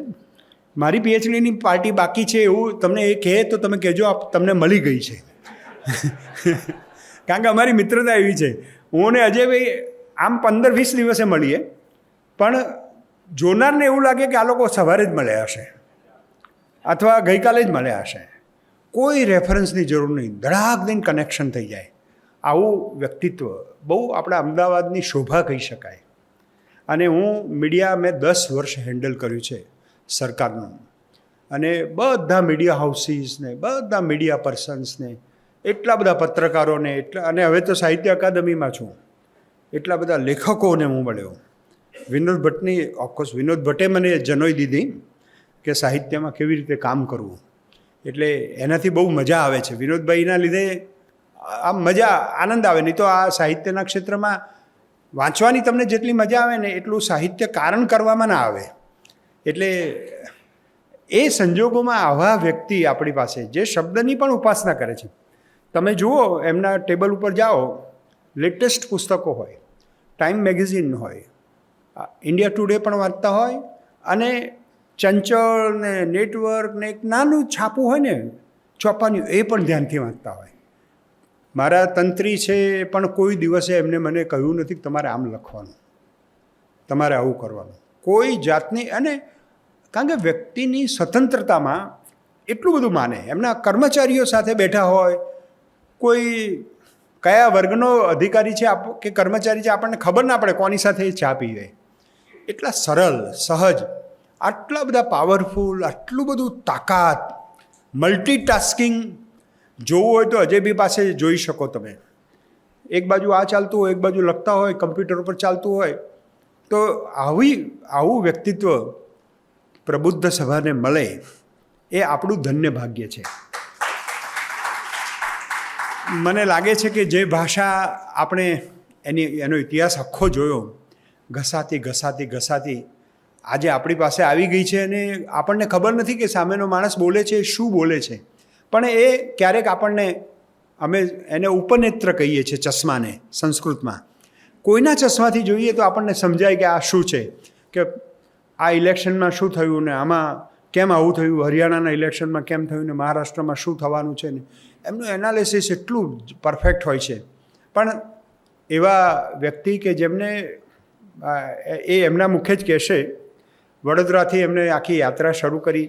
શિક્ષક પુત્ર છે એટલે હું કોઈ આત્મકથા નથી કહેતો, પણ કોઈ પણ શિક્ષકનો પુત્ર હોય ને, અમને આઈએએસમાં શીખવાડેલું, કોઈ શિક્ષકનો પુત્ર હોય ને તો બને ત્યાં સુધી બહુ ડાઉટ કર્યા સિવાય વિશ્વાસ મૂકવો. એટલે હું પણ શિક્ષક પુત્ર છું, એમ અજય ઉમટ પણ શિક્ષક પુત્ર છે. એમના પિતાજી બહુ જ સન્માન્ય અમારા વડોદરાના પ્રોફેસર, વડોદરાના આ બરોડિયન જાણ, અને ખૂબ જ સારા વક્તા, બહુ જ લાઇટ રહી શકે આવા ગંભીર જોબમાં હોવા છતાં પણ આટલા હળવાશથી આપણી સાથે વાત કરે, હળે મળે. એમના મગજ ઉપર કોઈ દિવસ કોઈ ભાર તમને દેખાશે નહીં. એવા અજયભાઈને રજૂ કરતા પ્રબુદ્ધ સભા આનંદ અનુભવે છે. આપ પધારો અને અમે તમારું સ્વાગત કરીશું. સુધીરભાઈ સાહેબને પણ વિનંતી.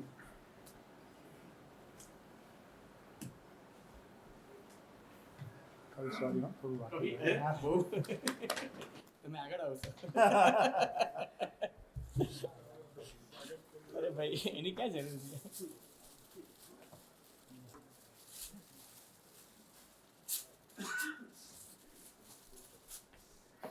સુદામાજી સાલ કાઢે ત્યાં સુધી સારું, પહેલાં આપી જ જાઓ. આવી જાઓ. આવો. ફોટોગ્રાફર તૈયાર કરવું, એ લોકો હસ્તમેળાપ પણ ફરતી કરે. હા, પોતાની પત્ની સાથે કરાય તો એની વાંધો નથી. Yes sir.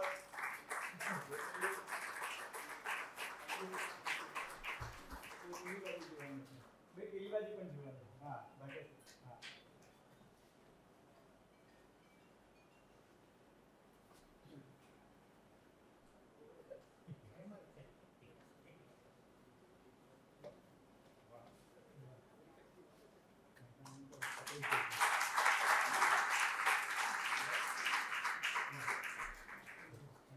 ભાગ્યેશભાઈ ઝા અને અજયભાઈની વચ્ચે 1 મિનિટ લઉં છું આપની. મેં અજયભાઈને એક પ્રશ્ન કર્યો કે ભાઈ સૌથી આદિ પત્રકાર કોણ હોઈ શકે, વિશ્વનો સૌથી જૂના ખબરપત્રી કોણ હોઈ શકે. એમણે તરત જવાબ આપ્યો કે નારદ મુનિ. અને સૌથી પહેલો યથાકથિત પત્રકાર કોણ હોય તમને સૌને ખબર છે, સંજય. દ્રષ્ટિ મળી મહાભારતમાં વેદ વ્યાસની કૃપાથી સંજય. અજયભાઈ વિશે ઘણું કહેવાયું છે, પરંતુ મારે એક જ વાક્ય ઉમેરવું છે કે I am very much fond of him. I am honoured and very happy and blessed that he is my personal friend. We are very lucky. અને 3 વખતથી ચેસ કરતા આ વખતે હાથમાં આવ્યા છે એટલે એમનો પૂરો લાભ 1 કલાકથી વિશેષ લઈએ અને એમને એક જોબ આપું છું. બોલો ને સર. ફરીથી ઉપનિષદ ટાંકીશ કે હિરણ્યમયન પાત્રેણ સત્યસ્યાપિતમ મુખમ. સાહેબે વાત કહી ને સત્યની, સત્યનું મુખ હિરણ્યથી, આજકાલ તો તમે જાણો છો કે સુવર્ણથી, સત્તાથી અને ઘણી રીતે સાચું સત્ય દબાઈ ગયું છે. તત્વમ અજય અપાવૃણું, હે પુષન તમે એને અનાવૃત કરો જેથી અમને સત્યરૂપી ધર્મનું દર્શન થાય. જય. Thank you. Thank you sir, thank you.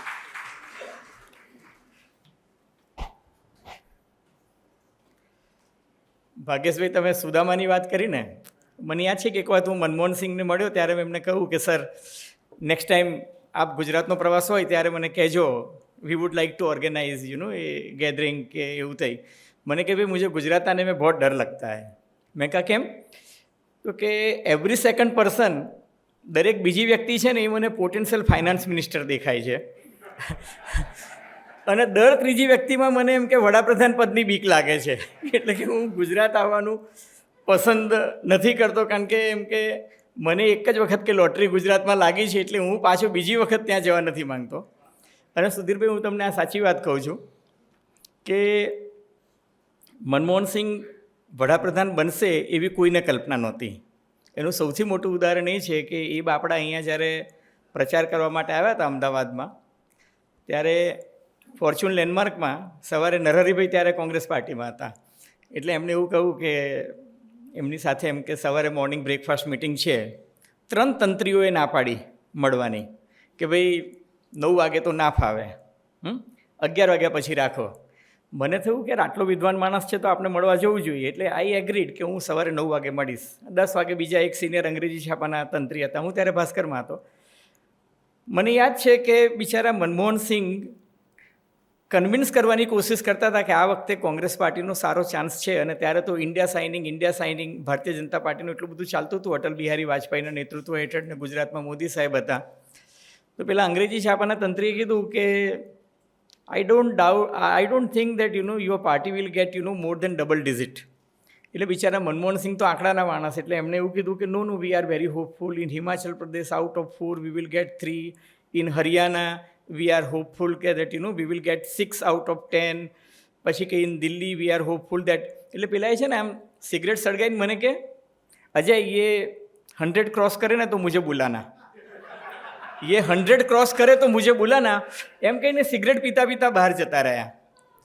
સાહેબ, અમે લિફ્ટમાંથી નીચે ઉતર્યા ને ત્યારે 2 બહુ જ નંબર 1 નંબર 2 કહી શકાય એવા છાપાના તંત્રીઓ મને મળ્યા. મને કંઈ ખાસ કીધું તું, મને જરા લખાઈ દેજો ને. મેં કીધું હા, અમારી છાપાઓમાં આવી સિન્ડિકેટ ચાલે કે અમે લખાઈ દઈએ, પછી બધા પોતપોતાની લાઈન પ્રમાણે લખી નાખે, કારણ કે દરેકનું પોતાનું સત્ય અલગ હોય. એટલે મેં કીધું સારું, સાંજે કોપી વોટ્સએપ કરી દઈશ.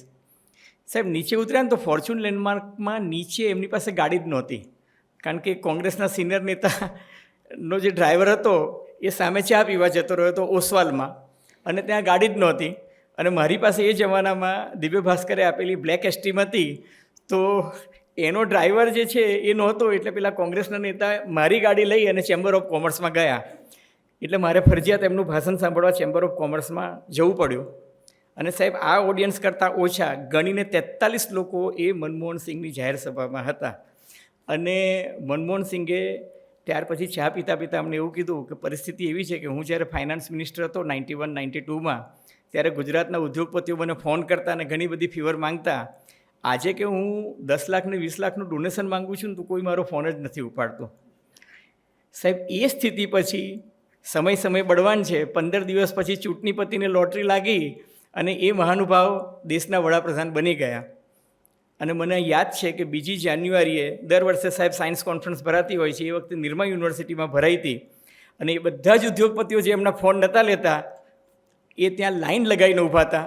અને પેલા એડિટર જેને મને એવું કહ્યું હતું કે એ 100 પૂરા કરી દે તો મુझे બતાના, એ ત્યાં એસપીજીની બહાર ઊભા હતા. અને મનમોહન સિંઘે ઈશારાથી એસપીજીને કીધું કે પેલાને અંદર આવવા દે, અને પેલાની ફફડી ગઈ. અને એવું થયું કે બાપરે બાપ, આ પ્રાઇમ મિનિસ્ટરે સીધી એસપીજીને કંઈક સૂચના આપી. એટલે મને કે અજય એ કુછ પ્રોબ્લેમ તો નહીં કરેગા ને? મેને કહા નહીં નહીં, હી ઇઝ જેન્ટલમેન. અને પછી મનમોહન સિંહ જ્યારે આમ જતા હતા ત્યારે મનમોહન સિંઘે હસતા હસતા પેલા એડિટરને કહ્યું કે mister editor, you owe a cup of coffee to me. દેખો મેં પીએમ બન ગયા, આપ જहाँ હો વहीं હો. એટલે આ વાત એટલા માટે કીધી સુદામા કે મને દરેક સારા વક્તામાં છે ને એક સારો પોટેન્શિયલ કોલમ રાઇટર દેખાય છે. એટલે જો ભાગ્યેશ છે અમારે ત્યાં કોલમ રાઇટર છે, પ્રવીણભાઈ લહેરી પણ કોલમ રાઇટર છે, અને સુધીરભાઈને પણ હું ઓકેઝનલી લખાઈ જ દઉં છું, વર્ષમાં 2 કે 3 વખત તો લખાવું જ છું. એટલે સુદામા છે ને એ મારા માટે હવે પોટેન્શિયલ કોલમ રાઇટર પણ અને મને વિશ્વાસ છે કે ભાભી ખુશ જ થશે. લેરી સાહેબ અહીં નથી, પણ લેરી સાહેબના કિસ્સામાં એવું થયું હતું કે ચીફ સેક્રેટરી મટી ગયા અને પછી ઘરમાં કંઈ કામ જ ના રહ્યું, એટલે પછી કિચનમાં જવા માંડ્યા. એટલે જ્યાં સુધી ડ્રોઈંગ રૂમમાં સલાહ આપતા ત્યાં સુધી ભાઈ એક દિવસ ભાભીનો ફોન આવ્યો મને કે અમને કંઈ કામ આપો, હવે કિચનમાં કે બોટલ કેમ ગોઠવીને એની સલાહ આપે છે. એટલે પછી મેં લેરી સાહેબને કહ્યું કે સાહેબ લખવાનું ચાલુ કરો. અને પછી એમના લખાણના એટલા વખાણ થયા કે એક વખત અગાસિયામાં એ જમવા બેઠા હતા ફેમિલી સાથે, તો એમના વાઈફે કહ્યું કે પેલા ભાઈ સતત આપની સામે જુએ છે, એ તો કે આપણે ટેબલ ખાલી કરીએ એની રાહ જોતા હશે. તો કે ના કંઈક બીજો એજન્ડા લાગે છે. એટલે લેરી સાહેબે જરા આમ ઊંચું ધ્યાન આપીને જોયું તો પેલા ભાઈએ કહ્યું કે તમે પ્રવીણ ક લહેરી? એટલે લેરી સાહેબે કીધું કે હા. એટલે પછી એને કીધું કે મારા ફાધર તમને ઓળખે ને હું વડોદરાથી આમ મુંબઈથી આવું છું ને ચાર્ટર એકાઉન્ટન્ટ છું ને બધી વાત કરી. પછી એને પોતાનું કાર્ડ આપ્યું. એટલે લેરી સાહેબે પણ વિવેકમાં પોતાનું કાર્ડ આપ્યું. કાર્ડ આપીને એ ભાઈ થોડાક આગળ ગયા, પછી વાંચીને પાછા આવ્યા કે તમે આઈએસ છો? હવે લેરી સાહેબના વાઈફને ગુસ્સો આવ્યો. એમને કીધું અરે એ તો ચીફ સેક્રેટરી હતા. તો કે નાના બેન તમે આઈએસ હતા સાહેબ, તોય કે સારું લખે છે, હા આગળ આવશે. એટલે આ તો હાસ્યનો દરબાર ચાલ્યા કરશે, પણ સુદામાની વાત કરીને આ તો આધુનિક સુદામા છે. પણ જો કૃષ્ણ ભગવાન પણ જો આજે આવે, અને આ મારો કોપીરાઇટ લેરી સાહેબ સાથેનો છે એટલા માટે કહું છું કે મોદી સાહેબ છે ને ત્યારે તો અર્જુન મોઢવાડિયા કોંગ્રેસ પાર્ટીમાં હતા, પણ ત્યારે આ કાલ્પનિક વાત છે. મોદી સાહેબ એક વખત પોરબંદરમાં જાહેર સભા કરતા હતા અને બીજી બાજુ મોઢવાડિયાની જાહેર સભા ચાલતી હતી. આવી રીતના ચૂંટણીનો માહોલ હતો અને કૃષ્ણ ભગવાન જે છે એ સુદામાને મળવા માટે આવ્યા અને પછી એ બંને પાછા દ્વારકા જતા હતા. તો નીચે પબ્લિક ભેગી થયેલી જોઈ કૃષ્ણ ભગવાને પૂછ્યું કે સુદામા નીચે શું ચાલે છે? તો કે પેલી બાજુ મોઢવાડિયાની જાહેર સભા ચાલે છે ને આ બાજુ મોદી સાહેબની. ને કૃષ્ણ ભગવાનને શું સૂઝ્યું? એમને સુદામાને પૂછ્યું કે હું ચૂંટણી ઊભો રહું તો સુદામા તમારો મત તો મને મળે ને? તો સુદામાએ કહ્યું કે જોવું પડે, હા, કારણ કે તું યાદવ છે ને હું બ્રાહ્મણ છું, ઉમેદવાર જોઈને નક્કી કરું.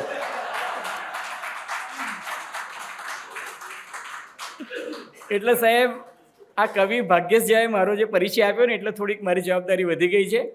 બાકી હું તો છે ને જીવન જેવું જીવું છું એવું કાગળ પર ઉતારું છું. ઘાયલ સાહેબને યાદ કરીને કહું છું કે જીવન જેવું જીવું છું એવું કાગળ પર ઉતારું છું, પછી એને થોડું ઘણું મઠારું છું. તફાવત એ જ છે તારા અને મારા વિશે જાહિદ, તફાવત એ જ છે તારા અને મારા વિશે જાહિદ કે તું વિચારીને જીવે છે, હું જીવીને વિચારું છું. ભાગ્યેશભાઈ તમે વાત કરીને કે મારા પેરેન્ટ્સ શિક્ષક, મારા ફાધર કોલેજમાં ઇંગ્લિશના પ્રોફેસર હતા, હેડ ઓફ ધ ડિપાર્ટમેન્ટ હતા, વાઇસ પ્રિન્સિપલ તરીકે નિવૃત્ત થયા. અને મારા મધર જે છે એ સ્કૂલમાં પહેલાં ઉદયપુરમાં સેન્ટ મેરીમાં હતા અને પછી she also retired as vice principal. એટલે હું ડબલ શિક્ષકનો દીકરો છું. અને આજે હું જે કંઈ કહું છું અથવા તો આજે હું જે કંઈ છું એ મારા માતા પિતાને આભારી છું. અને એટલે જ મારા વાતની શરૂઆત જે છે એ પેલા વિચાર વિસ્તારમાં ઉમાશંકર જોશીની પંક્તિથી કરું છું કે મને મળી નિષ્ફળતા અનેક, તેથી થયો સફળ કંઈક હું જિંદગીમાં. એટલે મારા પેરેન્ટ્સ જે છે ને એ લોકો લવ મેરેજ કર્યા હતા અને લવ મેરેજ કર્યા પછી બંનેના લાઈફનું એક મિશન હતું કે આપણે વી શુડ એક્સપ્લોર કોઈક રૂરલ એરિયામાં જઈ અને 10 વર્ષ ત્યાં શાંતિથી કામ કરશું અને ત્યાં જઈને એક સોશિયલ વર્ક કરશું. મારા ફાધર તો શેક્સપિયરના ઓથોરિટી ગણાતા હતા. એ રાજસ્થાન યુનિવર્સિટીમાં ઉદયપુરમાં head of the English department હતા. મધર મેં તમને કહ્યું એમ સેન્ટ મેરીમાં પ્રિન્સિપલ લેવલે પહોંચી ગયા હતા. પણ બંને નક્કી કર્યું કે આપણે કોઈક સારી જગ્યાએ જઈએ. અને મારા ફાધરના ક્લાસમેટ હતા, he was at that point of time DSP of Baroda, mister Kalma જે હતા એ બંને એક જ બેચમાં હતા. બંને અજમેર કોલેજમાં ભણતા હતા. એટલે એને એવું કીધું કે Gujarat is A good place to explore. અને એટલે જ મારા ફાધર ત્યાં આવ્યા અને ત્યાંથી એમને MS યુનિવર્સિટીમાં તરત જોબ મળી ગઈ. પણ ત્યારે બોડેલીમાં નવી કોલેજ શરૂ થતી હતી અને ત્યારે બોડેલીમાં જે કોલેજ શરૂ થતી હતી એના ટ્રસ્ટીઓએ મારા ફાધરને એવું કહ્યું કે તમે અહીં આવો તો અમે તમને ઇન્સેન્ટિવ આપીએ. એટલે મારા ફાધરે ત્યારે કંઈક 5 ઇન્ક્રીમેન્ટ, એ જમાનામાં 25 રૂપિયાનું એક ઇન્ક્રીમેન્ટ એટલે 5 ઇન્ક્રીમેન્ટ માંગ્યા. એ લોકોએ કહ્યું 5 ઇન્ક્રીમેન્ટ, 125 રૂપિયા પગાર વધારે આપીશું, પણ તમે ગેરંટી શું આપો છો કે તમે અહીંયા 10 વર્ષ રોકાશો? અને ત્યારે મારા ફાધરે કહ્યું કે હું ગેરંટી આપું છું કે હું 10 વર્ષ નહીં એથી વધારે રોકાઈશ, મારા બાળકોને અહીંની સ્કૂલમાં જ ભણાવીશ અને ગુજરાતી મીડિયમની કુમાર શાળા જે અવેલેબલ છે ત્યાં જ ભણાવીશ અને એક દિવસ મારો દીકરો છે ટાઈમ્સ ઓફ ઇન્ડિયામાં એડિટર બનશે એટલું સારું શિક્ષણ હું એને આપીશ. અને વિખેસ ઓનેસ્ટલી જે દિવસે હું ટાઈમ્સ ઓફ ઇન્ડિયામાં એડિટર થયો, my father was the happiest man. કારણ કે મારા ફાધર અને મધર એ બંનેને ગુજરાતી આવડતું નહોતું. એટલે મારા ફાધર જે છે એ અંગ્રેજી અને હિન્દીના એક્સપર્ટ હતા, મારા મધર જે છે હિન્દી અને ઉર્દુના એક્સપર્ટ હતા. એ બંનેને ગુજરાતી હું શીખવાડતો અને એ લોકો જે છે એ મને હિન્દી અને અંગ્રેજીનું જ્ઞાન આપતા. અને મારા ઘરમાં એટલી સરસ માહોલ હતો કે બધી જ જાતની દુનિયાભરની ડિક્શનરીઝ મારે ત્યાં મળે, દુનિયાભરના મેગેઝિન્સ, ન્યૂઝપેપર આ બધું આવે. કારણ કે ગુજરાત યુનિવર્સિટીના કારણે બોડેલી એની સાથે એફિલિએટેડ હતું અને લાઇબ્રેરી જે છે એ બહુ જ રીચ હતી. હવે સાહેબ એટલી રીચ લાઇબ્રેરીમાં એવરીડે કંઈક ને કંઈક વાંચતા હોય મધર ફાધર, અને એ રોજ અમારી સાથે ચર્ચા કરે અને રોજ સવારે 1 કલાક પપ્પા અને મમ્મી રાતના જે વાંચ્યું હોય ને અમને સવારના કહે અને અમે લોકો સ્કૂલમાં શું ભણીને આવ્યા એ અમારે એમને કહેવાનું. અને we use to discuss all this thing.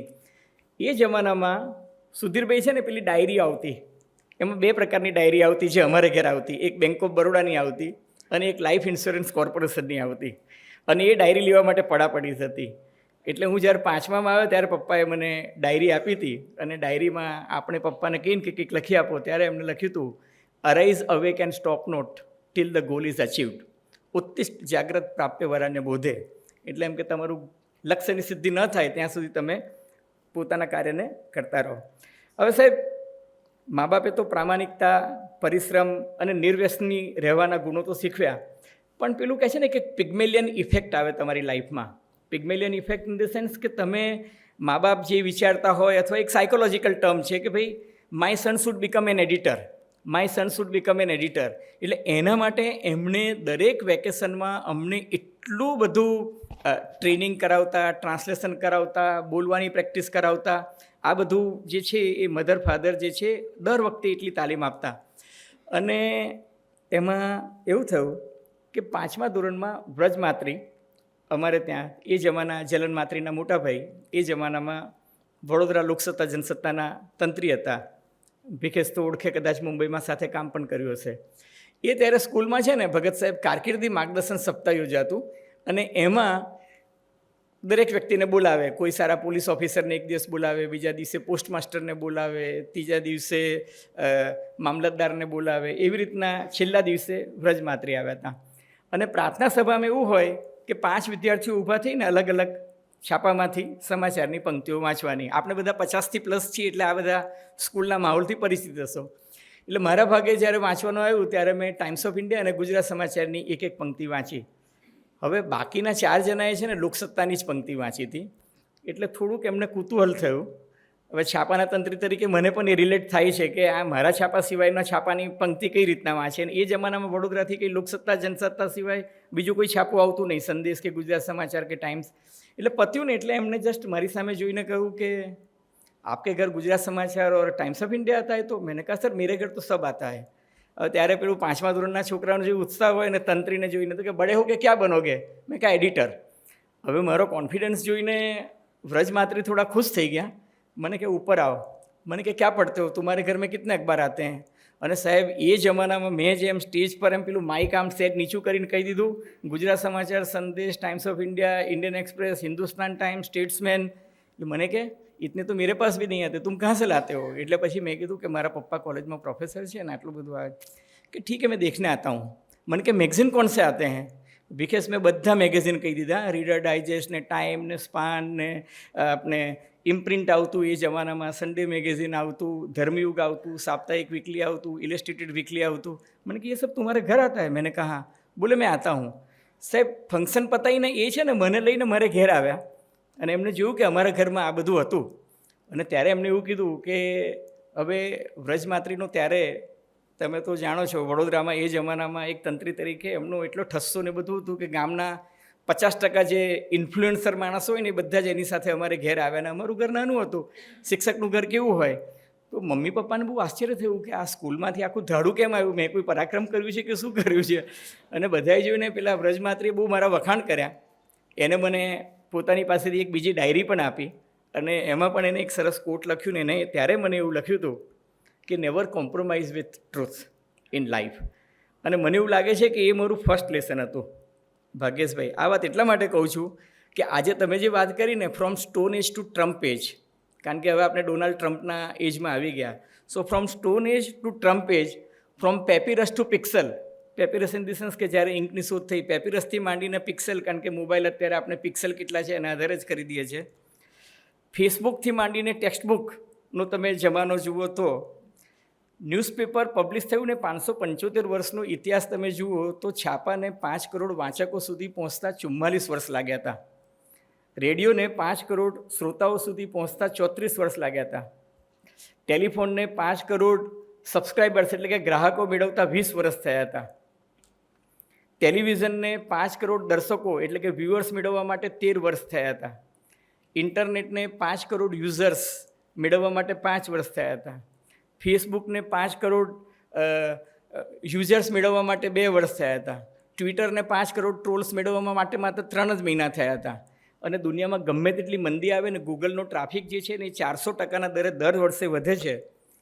આ એટલા માટે કહું છું કે ભાગ્યેશભાઈ જે વાત કરતા હતા ને કે આપણે કયા ઈરામાં છીએ, અને સાહેબ તમે જે કહેતા હતા કે આદિ પત્રકાર નારદ કરતાં પણ વધારે આપણે ઇન્સ્ટન્ટ જર્નલિઝમના જમાનામાં છીએ. અને ઇન્સ્ટન્ટ જર્નલિઝમના જમાનામાં પહેલાં અમે છે ને પત્રકારત્વની વ્યાખ્યા કે સમાચારની વ્યાખ્યા શીખવાડતા ને ત્યારે કહેતા કે ભાઈ if dog bites a man it is not a news, if man bites a dog then it is a news. કારણ કે ડોગની તો ફિતરત છે કે માણસને કરડે, પણ માણસ કૂતરાને કરડે તો એ સમાચાર બને છે. હવે અમે એવું શીખવાડીએ છીએ કે જો માણસ કૂતરાને કરડે અને જો કૂતરાને કોરોના થાય તો એ ન્યૂઝ કહેવાય. પણ હવે અમારે એથી પણ આગળ શીખવાડવું પડે છે કે સત્ય શું છે અને અસત્ય શું છે. એટલે ફેક ન્યૂઝ શું છે, મિસઇન્ફોર્મેશન શું છે, ડિસઇન્ફોર્મેશન શું છે, માલ ઇન્ફોર્મેશન શું છે. અને ભાગ્યેશભાઈ હવે તો આ બધાની ડેફિનેશન આવી છે કે મિસઇન્ફોર્મેશન કોને કહેવાય, ડિસઇન્ફોર્મેશન કોને કહેવાય, માલ ઇન્ફોર્મેશન કોને કહેવાય, ફેક ન્યૂઝ કોને કહેવાય, હેટ સ્પીચ કોને કહેવાય, ડીપફેક. હમણાં તમે ડીપફેકની વાત કરતા હતા. વડાપ્રધાન નરેન્દ્ર મોદીએ લાસ્ટ ટાઈમ અમને દિવાળી પછી જે જમવા બોલાવે છે એમણે કહ્યું કે મને સૌથી વધુ ચિંતા છે ને એ ડીપફેકની છે. કારણ કે વડાપ્રધાન નરેન્દ્ર મોદી એ કે હું 8મા ધોરણ પછી મેં કોઈ દિવસ ગરબા કર્યા નથી, છતાં પણ મારો ગરબા કરતો ફોટો એમ કે આવે અને લોકો કે જો સાહેબ આ ઉંમરે ગરબા કરે છે. પણ એ ગરબા કરતો જ ફોટો આવ્યો, પણ વલ્ગર ફોટો પણ થઈ શકે. કારણ કે ભાગ્યેશભાઈ કહ્યું એમ ગમે તે પ્રકારનું તમારું મોર્ફિંગ જે છે એ થઈ શકે. રશ્મિકા મંધાના અને કેટરીના કૈફ જેવી ઘણી બધી હિરોઈન્સ જે છે એનો ભોગ બની છે. અને આ એક એવું ન્યુસન્સ છે જેને આપણે પોસ્ટ ટ્રુથ ઇરા કહીએ છીએ, જેમાં આપણો એની પર કોઈ કંટ્રોલ નથી. અને યુવાલનું હરારીના પુસ્તકની તમે જે વાત કરી એ એટલું ડેન્જરસ જે ફ્યુચરની વાત છે, બાયોટેકનોલોજી અને ઇન્ફોર્મેશન ટેકનોલોજી પછી એ બેના સંવનન પછી જે આર્ટિફિશિયલ ઇન્ટેલિજન્સનો જે જમાનો આવે છે. સુધીરભાઈ, અત્યાર સુધી મને બીક લાગતી હતી કે મારું ફેસબુક અકાઉન્ટ હેક થઈ જશે, પછી મને બીક લાગતી હતી કે મારું ગૂગલનો અકાઉન્ટ હેક થઈ જશે, મારું જીમેલ થશે, મારો બેંકનો પાસવર્ડ ચોરાઈ જશે. નાવ the technology will hack your brain. જે વ્યક્તિએ આર્ટિફિશિયલ ઇન્ટેલિજન્સની શોધ કરી, જેને આ વર્ષે બિફોર 1 મંથ જેને નોબલ પ્રાઇઝ મળ્યું છે ફિઝિક્સમાં, એ માણસે કહ્યું છે કે ધીસ ઇઝ એન ઓપનહાઇમર મોમેન્ટ. જેમ અણુબોમ્બની શોધ કરનારે જાપાનમાં નાગાસાકી અને હિરોશીમા પર એ બોમ્બ ફેંકાયા અને ત્યાર પછી એને ભગવદ્ ગીતાનો શ્લોક યાદ આવ્યો કે હું જ સંહારક છું, બરાબર. અને એને જે માનવ સંહાર જોયો અને એને જે વિચલિત થઈ ગયો, એવું એને નોબલ પ્રાઇઝ મળ્યું ફિઝિક્સમાં. એ સાથે જે વિચલિત થઈ ગયો અને હી રિયલાઇઝ કે આ બહુ ખોટું કરી રહ્યા છે અમે. આ વાત હું એટલા માટે જવાબદારીપૂર્વક કહું છું કે અમેરિકાના બહુ જ મોટા ફિલોસોફર અને થિંકર છે નોમ ચોમ્સ્કી. એ મીડિયા એક્સપર્ટ પણ છે, બહુ સારા ફિલોસોફર પણ છે, થિંકર પણ છે અને વિઝનરી ઓથર છે. એની એક થિયરી છે how to manufacture consent in society. સમાજમાં કન્સેન્ટ કઈ રીતના લાવવાની, બરાબર. અને એ કન્સેન્ટ જે છે એ લાવવા માટે થિયરીઝ છે. વુડ્રો વિલ્સન આજથી 100 વર્ષ પહેલાં અમેરિકામાં ઇલેક્શન થયું અને એવરીબડી વોન્ટેડ કે ભાઈ America should not participate in the second world war. અને અમેરિકાની જે પાવરફુલ લોબીઝ છે એ વિડ્રો વુલ્સનને કહેતી હતી કે અમે તને ઇલેક્શનમાં ફંડિંગ આપીએ, જેમ અત્યારે એલોન મસ્ક ડોનાલ્ડ ટ્રમ્પને ફંડિંગ આપે ને ડોનાલ્ડ ટ્રમ્પ જીતી જાય છે, એ કે અમે ફંડિંગ આપીએ વિથ એ કન્ડિશન કે તારે આ ઇલેક્શનમાં જીત્યા પછી અમેરિકાએ સેકન્ડ વર્લ્ડ વોરમાં પાર્ટિસિપેટ કરવાનું. એટલે એને કીધું okay, but I want peace without victory. એટલે એને કીધું કે ઓકે, એ શરત મંજૂર છે, પણ અત્યારે તો તારે ઇલેક્શનમાં જે કેમ્પેન કરવું એ કર, પણ ઇલેક્શન પત્યા પછી તારે યુદ્ધમાં ઝંપલાવવું પડશે, તો જ આટલી પાવરફુલ લોબીઝ જે છે એ તને ઇલેક્શનમાં ફંડિંગ કરશે અને સપોર્ટ કરશે. એને ચૂંટણી જીતવી હતી એટલે લીધું. અને સાહેબ એ ચૂંટણી જીત્યા પછી એને એક ક્રિલ કમિશન અપોઇન્ટ કર્યું. એ ક્રિલ કમિશનનું કામ હતું કે અમેરિકાના જેટલા બૌદ્ધિકો હતા, જેટલા સારા કટાર લેખકો હતા, જેટલા સારા ડોક્યુમેન્ટરી મેકર્સ હતા, જેટલા ફિલ્મ મેકર્સ હતા, જેટલા ઓપિનિયન મેકર્સ હતા, એ બધા જ લોકોને એમણે હાયર કર્યા. અને એ લોકોએ અમેરિકામાં એક આખું ઓપિનિયન બિલ્ડ કરવાનું કામ કર્યું કે અમેરિકાએ આ યુદ્ધમાં ઝંપલાવવું જોઈએ, કારણ કે જર્મની જે છે એ અમેરિકાનો દુશ્મન છે. America first, my dream of best America, જે અત્યારે માગાની જે થિયરી જે આપણા ડોનાલ્ડ ટ્રમ્પ ચલાવી રહ્યા છે, એને પણ એ જ અમેરિકા ફર્સ્ટ, અમેરિકા ગ્રેટ, મારું ડ્રીમનું અમેરિકા કેવું હોવું જોઈએ. એન્ડ આફ્ટર 6 months સુધીરભાઈ, the same society which was very very pessimistic society, કે ભાઈ ના અમે તો શાંતિપ્રિય પ્રજા છે, એ જ અમેરિકન પ્રજા જે છે એટલી બધી હિસ્ટોરિકલ બની ગઈ that they wanted to tear every લિમ્બ of every German. અને પછી અમેરિકાએ એ યુદ્ધમાં ભાગ લીધો અને પરિણામ શું આવ્યું છે આપણે જોઈએ છીએ કે હજુ સુધી આપણે યુદ્ધમાંથી બહાર આવ્યા નથી. આપણે જે આમ એવું માનીએ છીએ કે યુક્રેન અને રશિયા વચ્ચે જ યુદ્ધ ચાલે છે, અથવા તો મધ્ય પૂર્વમાં ઇઝરાયલ જે છે એ હમાસ કે હિઝબુલ્લા કે હુથી કે લેબનોન કે સિરિયા કે ઈરાન સાથે છે. પણ દુનિયાના 44 દેશોમાં અત્યારે યુદ્ધ ચાલી રહ્યા છે નાના મોટા, અને બધા જ યુદ્ધ જે છે એના સ્પોન્સરર જે છે આ મહાસત્તાઓ છે. કારણ કે મહાસત્તાઓની જે વેપન લોબી છે એ વેપન લોબી એટલી બધી પાવરફુલ છે કે તો જ યુદ્ધ ચાલે, તો જ એ લોકોની ઇકોનોમી જે છે એ ફ્લરિશ થાય છે. આ વાત એટલા માટે કહું છું કે સૌથી મોટી વાત જે પત્રકારત્વમાં મેં પહેલો લેસન જે શીખ્યો, જે વજ્રમાત્રી સાહેબથી મેં શરૂઆત કરી, કે you should not do anything at the cost of your credibility. સાહેબ, મહાભારતમાં યુધિષ્ઠિર એક જ વખત અર્ધ સત્ય બોલે છે, નરોવા કુંજરોવા. પત્રકારત્વમાં, સાચા પત્રકારત્વમાં, યલો જર્નલિઝમની વાત નથી કરતો સુધીરભાઈ એટલે હસે છે, પણ સાચા પત્રકારત્વમાં નરોવા કુંજરોવા કરવાનો કોઈ સ્કોપ હોતો નથી. અને યુધિષ્ઠિર જીવનમાં માત્ર એક જ વખત અર્ધ સત્ય બોલ્યા, અને મહાભારતકાર કહે છે કે એમનો રથ જે જમીનથી 4 વેત અધ્ધર ચાલતો હતો, એ રથ જે છે એ જમીન દોસ્ત થઈ ગયો. એટલે પત્રકાર જે છે એના માટે ક્રેડિબિલિટી, વિશ્વસનીયતા જે છે એ બહુ જ મહત્ત્વની વસ્તુ છે. અને એટલે જ આજની તારીખે પત્રકારત્વ જે છે એને fake news, hat speech, misinformation, ડિસઇન્ફોર્મેશન, માલ ઇન્ફોર્મેશનથી દૂર રહી અને પછી સત્ય આપવાનું છે. કારણ કે ઇન્સ્ટન્ટ જર્નલિઝમમાં જે ઇન્ફોર્મેશન સુપર હાઈવે પર આટલા બધા ન્યૂઝનો જે ધોધ વહે છે, એમાં દરેક માણસ ઈચ્છે છે કે ભાઈ સાચું શું છે. અને એટલે પત્રકાર તરીકે હું માનું છું કે મારું કામ જે છે એ બહુ જ વધી ગયું છે અને બહુ જવાબદારીપૂર્વક વધી ગયું છે. જેમ સ્ત્રી માટે ચરિત્ર જેટલું મહત્ત્વનું છે, એટલું જ મહત્ત્વ પત્રકારત્વ માટે સાચી વાત જે છે એ પીરસવાનું છે. So that was my first lesson. My second lesson was that never give up.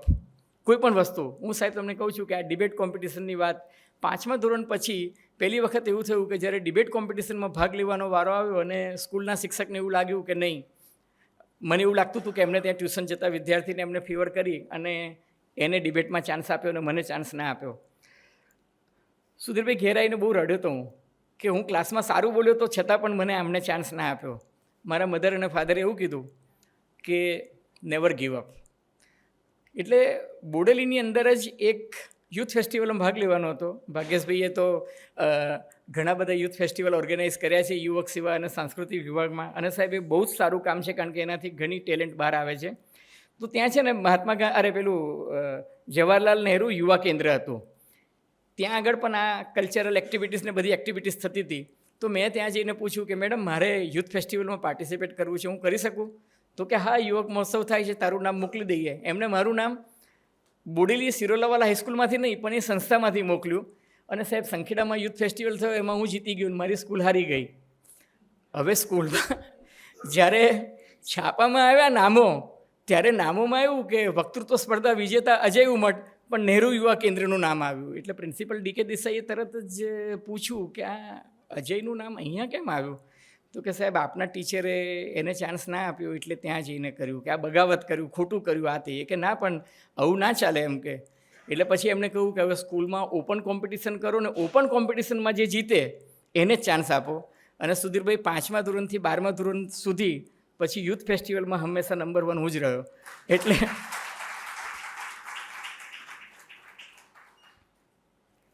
એ જે હતું ને સાહેબ કે નહીં, તમે જો સાચા હો તો લડો. ભાગ્યેશભાઈ, એવું થયું કે મારી લાઈફમાં સૌથી મોટી ક્રાઇસિસ ક્યારે આવી કે જ્યારે હું ગુજરાત સમાચાર છોડીને ભાસ્કરમાં ગયો અને ભાસ્કર છોડીને ટાઈમ્સ ઓફ ઇન્ડિયામાં આવ્યો. અને ટાઈમ્સ ઓફ ઇન્ડિયામાં મેનેજમેન્ટને થયું કે ગુજરાતી ન્યૂઝપેપર જે છે ટાયર 2 ટાયર 3 સિટીઝમાં હવે લેંગ્વેજ વધારે ચાલે છે અને ઇંગ્લિશ જે છે એ સેચ્યુરેશન લેવલ પર પહોંચી ગયું છે, તો આપણે એમ કે ગુજરાતી ન્યૂઝપેપર ચાલુ કરીએ. અને એ લોકોએ સર્વે કર્યો કે ભાઈ ગુજરાતીમાં સારા એડિટર કોણ? તો એમને કહ્યું કે અરે તમારે ત્યાં ટાઈમ્સ ઓફ ઇન્ડિયામાં છે અજય ઉમટ, એ જ પહેલાં ભાસ્કરને ગુજરાત સમાચારને સંદેશને બધામાં હતા, તો he can be A good editor. મને ચાન્સ આપ્યો અને મેં એમને કહ્યું કે આજથી 20 વર્ષ પહેલાં તમે ચાપું ચાલુ કર્યું હતું ટાઈમ્સ ઓફ ઇન્ડિયા ગુજરાતીને, પછી બંધ કર્યું, એવું તો નહીં થાય ને? કે નહીં, ઇસ બાર તો વી આર ડિટરમાઇન્ડ. અને સીઈઓએ મને ખાતરી આપી અને વી સ્ટાર્ટેડ ન્યૂઝપેપર. મેં ગુજરાત સમાચારમાંથી, ભાસ્કરમાંથી, સંદેશમાંથી બેસ્ટ જર્નલિસ્ટ જે છે એ લોકોને 20% 30% વધારે સેલરી સાથે લીધા. અને સાહેબ અમારો વાંક શું સુધીરભાઈ ખબર છે? મેનેજમેન્ટનું હતું કે 1,30,000 થી 1,50,000 જેટલું સર્ક્યુલેશન એક વર્ષમાં થશે. અમારું સર્ક્યુલેશન 2,30,000 થઈ ગયું. એટલે 3 મહિના પછી મને બેસ્ટ જર્નલિસ્ટ, બેસ્ટ એડિટરનું એવોર્ડ, ચેરમેન એવોર્ડ મળ્યો. અને 6ઠ્ઠા મહિને જ્યારે પ્રોફિટ એન્ડ લોસનું બેલેન્સ શીટ જોઈ તો નવા સીઈઓ આવ્યા હતા, સીઈઓ બદલાઈ ગયા. એને કીધું કે આ પ્રોજેક્શન પ્રમાણે તો 30 કરોડ રૂપિયાનો લોસ થાય. તો કે શું કરવું જોઈએ? તો કે બંધ કરી દેવું જોઈએ. અને ધનતેરસના દિવસે મેસેજ આવ્યો कि आप दिल्ली आ जाइए और आपको मिलना चाहते हैं मैनेजमेंट वाले, और ये अखबार बोले दिवाली के बाद बंद करना है. મેં કીધું સાહેબ એવું ના ચાલે, મારા ભરોસે 60-65 માણસો આવ્યા છે, how can you do this? એ કે નહીં, એ તો મેનેજમેન્ટ ડિસિઝન હે. Sudhirbhai, I fought for it and to cut the matter short, મેં કહ્યું કે તમે લોકો સરખું ચલાવતા નથી. છાપું સક્સેસફુલ ગયું છે, 1,30,000 ને બદલે 2,30,000 ગયું છે, અને હવે તમે પ્રોફિટ એન્ડ લોસની વાત કરીને છાપું બંધ કરવાની વાત કરો. એ તો મેં કીધું કે તમારું મિસમેનેજમેન્ટ છે. એડિટોરિયલી તો it is a success story. તો છેલ્લે મેનેજમેન્ટે એવું કીધું કે તમારે ચલાવવું હોય તો અમે તમને આપી દઈએ, વી વિડ્રો. અને સદનસીબે એમણે કહ્યું કે you find out an investor, and by the grace of God I could find out an investor. સુરેશભાઈ કેમ ફોરવર્ડ. અને સાહેબ એ ઘટનાને આજે 7 વર્ષ થયા, અમારું છાપું ટકી ગયું, ચાલી ગયું. એટલું જ નહીં, ટાઈમ્સ મેનેજમેન્ટે મને અમદાવાદ મિરર બી આપી દીધું. સો સમટાઈમ્સ તમે જ્યારે સ્ટેન્ડ લો છો તો એ તમને ઉપયોગી પણ થાય છે. અને એટલા માટે કહું છું સાહેબ કે શરૂઆતમાં હું જ્યારે વડોદરામાં હતો, ભાગ્યેશભાઈ તો વડોદરામાં કલેક્ટર રહી ચૂક્યા છે અને વડોદરાના કલ્ચરલ મિનિસ્ટર તરીકે જ લોકો એમને ઓળખે છે, કલેક્ટર તરીકે ઓછા ઓળખે છે. અને આજે વડોદરાથી ઊભા રહે તો જીતી જ જાય, એમાં કોઈ બેમત જ નથી. એટલે એક પોટેન્શિયલ મેમ્બર પાર્લામેન્ટ પણ છે આપણા માટે. પણ તો સાહેબ હું તમને કહું કે મારી પહેલી સ્ટોરી જે છે ને એ તુષાર અમરસિંહ ચૌધરીને ગ્રેસ માર્ક મળ્યા અને એના કારણે એ ફેલ થતા હતા અને પાસ થઈ ગયા, અને એને કારણે આખી બેચ પાસ થઈ ગઈ. ભગત સાહેબ, તમે તો વર્ષો પહેલાં તમે ને સુધીરભાઈ ડૉક્ટર છો એટલે તમને ખબર છે કે મેડિકલમાં પાસ થવાના કેટલા પેલા એ હોય. અને કોઈ જ ટીકા નથી કરતો તુષારની, જે તે સમયે જે તે થયું હશે તે. પણ જ્યારે અમરસિંહભાઈ ચૌધરી ચીફ મિનિસ્ટર નહોતા ત્યારે એ લગભગ બધા સબ્જેક્ટમાં ફેલ હતા, અને અમરસિંહભાઈ ચીફ મિનિસ્ટર બની ગયા તો બધા સબ્જેક્ટમાં એ ડિસ્ટિંક્શન, પાસ નહીં સાહેબ, ડિસ્ટિંક્શન. પણ એક પ્રોફેસર અડી ગયા અને એને એવું કીધું કે ના ભાઈ, આ એક સબ્જેક્ટમાં તો નહીં જ પાસ થાય. એટલે એને પાસ કરવા માટે એક સ્પેશિયલ સિન્ડિકેટ કમિટીવાળી જે 20 માર્ક અપાતા હતા એ તો આપ્યા, પછી બીજા ઉપરથી બીજા 20 આપ્યા, છતાં 2 ખૂટ્યા. તો વાઇસ ચાન્સલરે પોતાનો એક્સ્ટ્રાઓર્ડિનરી પાવર વાપરી અને એને 11.5 એમાં બીજા 2 માર્ક આપ્યા, બરાબર? એમ કહીને એના 50 પૂરા થયા. હવે આ સ્ટોરી જે છે એ મારી પાસે કઈ રીતના આવી કે હું હોસ્ટેલના ડાઇનિંગ હોલમાં જમતો હતો અને મેં પેલા એક મારો સામે બેઠો હતો. મેં કીધું શું થયું તમારા મેડિકલમાં? કે અમારે તો તુષાર પાસ થાય એટલે કે 100% રિઝલ્ટ આવી જ જાય. મેં કીધું કેમ? મને કે તુષાર પાસ થયું એટલે બધા જ પાસ થઈ ગયા, એટલે કે અમારે તો 100% રિઝલ્ટ આવી ગયું. એટલે મને નવાઈ લાગી. મેં કીધું તુષાર પાસ થઈ ગયો, કારણ કે એ હોસ્ટેલમાં જ રહેતો હતો. કે હા પાસ થઈ ગયો ને કે એના બાપા CM છે એટલે પાસ થઈ ગયો. મેં કીધું સરસ. પછી મેં તપાસ કરી, એટલે મેં શું કર્યું એ જમાનામાં આરટીઆઈ નહોતી, પણ એ જમાનામાં યુનિવર્સિટીમાં જઈને તમે 2 રૂપિયા આપો તો તમને ડુપ્લિકેટ માર્કશીટ આપી દે. એની 6 મહિના પહેલાંની માર્કશીટ, 1 વર્ષ પહેલાંની માર્કશીટ અને અત્યારની માર્કશીટ, 3 માર્કશીટ મૂકીને મેં છાપી. મેં કીધું કે dubious distinction, when his father was not chief minister, this was this result, અને હવે એના ફાધર સીએમ બની ગયા છે ત્યારે એનું આ રિઝલ્ટ અને આ ગ્રેસ માર્ક પર આ ચકરડું. સાહેબ એ સ્ટોરીને કારણે એટલો મોટો હોબાળો થયો કે વિધાનસભામાં તો ત્યારે અશોક ભટ્ટ ને નલિન ભટ્ટ ને બધાએ આખું વિધાનસભામાં ગોકીરો મચાયો, અને I was under so much pressure and tension, મારા એડિટરથી માંડીને મારી મેનેજમેન્ટ બધાએ. But Ramnath Goenka and Arun Shourie, they supported me, અને ધે સેડ કે નહીં, નથિંગ ડુઈંગ, આ છોકરાએ જે લખ્યું છે ફેક્ચ્યુઅલી સાચું છે અને એટલા માટે વી શુડ સપોર્ટ હિમ. અને સાહેબ because I took stand at the age of 24, because I became the youngest chief reporter in the history of Indian Express Group. Because you took stand. અને એટલા જ માટે સાહેબ એ પછી તો સુધીરભાઈ એવું થયું કે ચીફ રિપોર્ટર બની ગયા પછી તમારી જવાબદારી આવી જાય. અને વડોદરામાં ભાગ્યેશભાઈએ કામ કર્યું છે એટલે એમને ખબર છે કે એક દિવસ શિવરાત્રિની સાંજે એક બુટલેગર કે જે પછીથી માનનીય ધારાસભ્ય પણ બની ગયા હતા, એનો મારી પર ફોન આવ્યો कि आप लोग हमेशा हमारे बारे में नेगेटिव लिखते हो, आज बोले वो सामने वाला बूटलेगर है उसके यहाँ लट्ठा कांड हो गया, फिर भी हमने 5 डेड बॉडी अपनी एम्ब्युलન્સ में जाने दी. એટલે મેં 3 દિવસ પહેલાં સ્ટોરી એ બુટલેગર અને ટર્ન પછી પોલિટિશિયન માટે એવી લખી હતી કે આ એમ્બ્યુલન્સ જે ચલાવે છે એ એમ્બ્યુલન્સની અંદર પણ દારૂની ખેપ ચાલે છે ને એમાં પણ પોટલીઓ લઈ જાય છે. એટલે પોલીસ એક્શન લીધું હતું. એટલે એને મને સામેવાળાની ફરિયાદ કરતો ફોન કર્યો. એટલે મેં તો ક્યાં મરી ગયા? તો મને કે દેખો એસએસજી હોસ્પિટલ में जाके चेक करो. સાહેબ બધા જ મારા પત્રકાર સાથી મિત્રો, શિવરાત્રિની રાત હતી, શનિવાર હતો, અને બધા પોલો ગ્રાઉન્ડ પર એક ફંક્શન ચાલતું હતું જેમાં ચીફ મિનિસ્ટર પણ હતા, કલેક્ટર પણ હતા, કમિશનર પણ હતા, બધા ત્યાં હતા. અને હું એસએસજી હોસ્પિટલ પર પહોંચ્યો બાઇક લઈને, તો મને કહ્યું કે 33 મરી ગયા છે. એટલે મેં કીધું 8 કે 9ની વાત સાંભળી, મને કે 33 મર્યા. અને હું ડૉક્ટર પુરંદરે કે જે ત્યાંના સુપ્રિન્ટેન્ડન્ટ પણ હતા, ઇન્ચાર્જ, અને એ છે ને ભાગ્યેશભાઈ ત્યારે પોસ્ટમોર્ટમ ડિપાર્ટમેન્ટનો હવાલો પણ એમની પાસે હતો અને ફોરેન્સિક સાયન્સ પણ એમની પાસે હતું, એટલે લીગલ ફોરેન્સિક પણ એમની પાસે હતું. એટલે એમણે મને કીધું, મને કે આ બધાએ એમ કે મિથાઇલ આલ્કોહોલ પીધો છે. હવે ઇથાઇલ આલ્કોહોલ ને મિથાઇલ આલ્કોહોલની કેમિસ્ટ્રી એવી છે કે ઇથાઇલ આલ્કોહોલની જગ્યાએ જો મિથાઇલ આલ્કોહોલ આવી જાય તો it will effect your optical nerve first and then affect your liver, kidney and other things. પણ હું ટેકનિકલ એમાં નથી જતો. એને કીધું કે આ બધાને એમ કે આંખે અંધાપો આવ્યો છે એટલે કે મિથાઇલ આલ્કોહોલ પી ગયા છે અને બધા જ મરશે એમ કે. મેં કીધું કેટલા લોકોએ પીધો છે? મને કે 100-200 લોકો હશે. સર તપાસ કરી તો ખબર પડી કે 250થી વધારે લોકો દારૂ પી ગયા હતા. અને જે લઠ્ઠાકાંડવાળો જે કલાલ હતો એનો છોકરો પણ એમાં મરી ગયો હતો. એટલે એવું નહોતું કે કોઈના કહેવાથી એને ભેળસેળ કરી હતી. અને નો બડી was doing anything. Sudhirbhai, I was just 25. I said કે તમે જઈને સીએમને બધાને કહો ને આનું ઈલાજ શું છે. હવે ઈલાજ બહુ સિમ્પલ હતો સુદામાં, કે તમે મિથાઇલ આલ્કોહોલ પીધું હોય ને તો તમે ઇથાઇલ આલ્કોહોલ પીવડાવી દો, શુદ્ધ ઇથાઇલ આલ્કોહોલ, તો તમારું લીવર જે છે એ મિથાઇલ આલ્કોહોલને સાઈડ પર રાખી અને પહેલાં ઇથાઇલ આલ્કોહોલને એ કરે. ભગત સાહેબને આ બધા એક્સપર્ટ બેઠા છે એટલે હું બહુ ટેકનિકલ નથી જતો, પણ that is the only solution કે તમે ઇથાઇલ આલ્કોહોલ પીવડાવો. તો મેં કીધું ઇથાઇલ આલ્કોહોલ ક્યાં છે? તો કે ડ્રમ છે પણ સ્ટોર્સ રૂમમાં છે.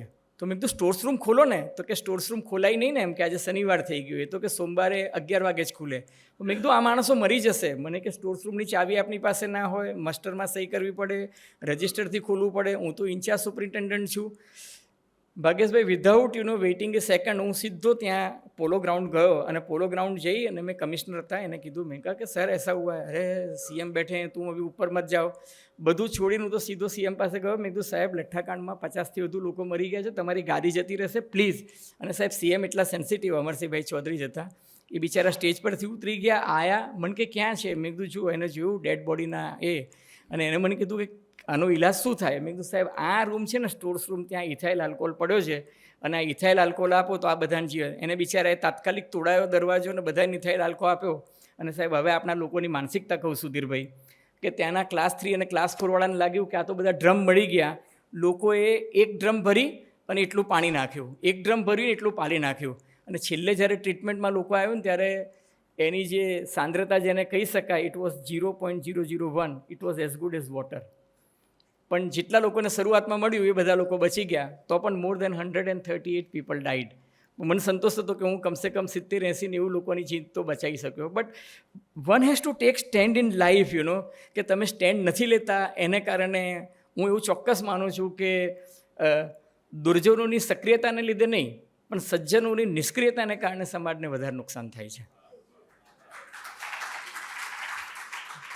Why don't you take stand? હમણાં પરમ દિવસે એવું થયું કે એક વડોદરાથી જ, ખબર નહીં આજે વેવલેન્થ એવી સેટથી જ વડોદરાથી કોઈકનો ફોન આવ્યો કે સાહેબ અમે એમ કે એરપોર્ટથી ઉતરીને જતા હતા ને રામોલ પાસે કે પોલીસે અમારી ગાડી રોકી અને કે અમે તો વિયેટનામની ફ્લાઇટમાંથી આવ્યા હતા, અમારી પાસે વેલિડ પાસપોર્ટ, વિઝા બધું જ હતું, અને કે એરપોર્ટ પરથી એમ કે કસ્ટમમાંથી ખરીદેલી બોટલ વિથ લાઇસન્સ છતાં પણ કે અમારી પાસેથી $400, 10,000 રૂપિયા રોકડ અને કે 2 બોટલ પડાવી લીધી. એ કે આટલી બધી લૂંટ ચાલે તમારે ત્યાં છાપામાં લખો. મેં કીધું છાપામાં લખવાથી કશું નહીં થાય, વી મસ્ટ ટેક એક્શન. અમે લોકોએ લખ્યું એટલું જ નહીં, we took it to the commissioner of police and to the DGP, અને આજે એ લોકો સસ્પેન્ડ પણ થઈ ગયા. અને that inspector was telling me કે સાહેબ આપી તો દીધી પાછી એને 2 બોટલ ને 10,000 ને $400, હવે શેની ફરિયાદ કરે છે?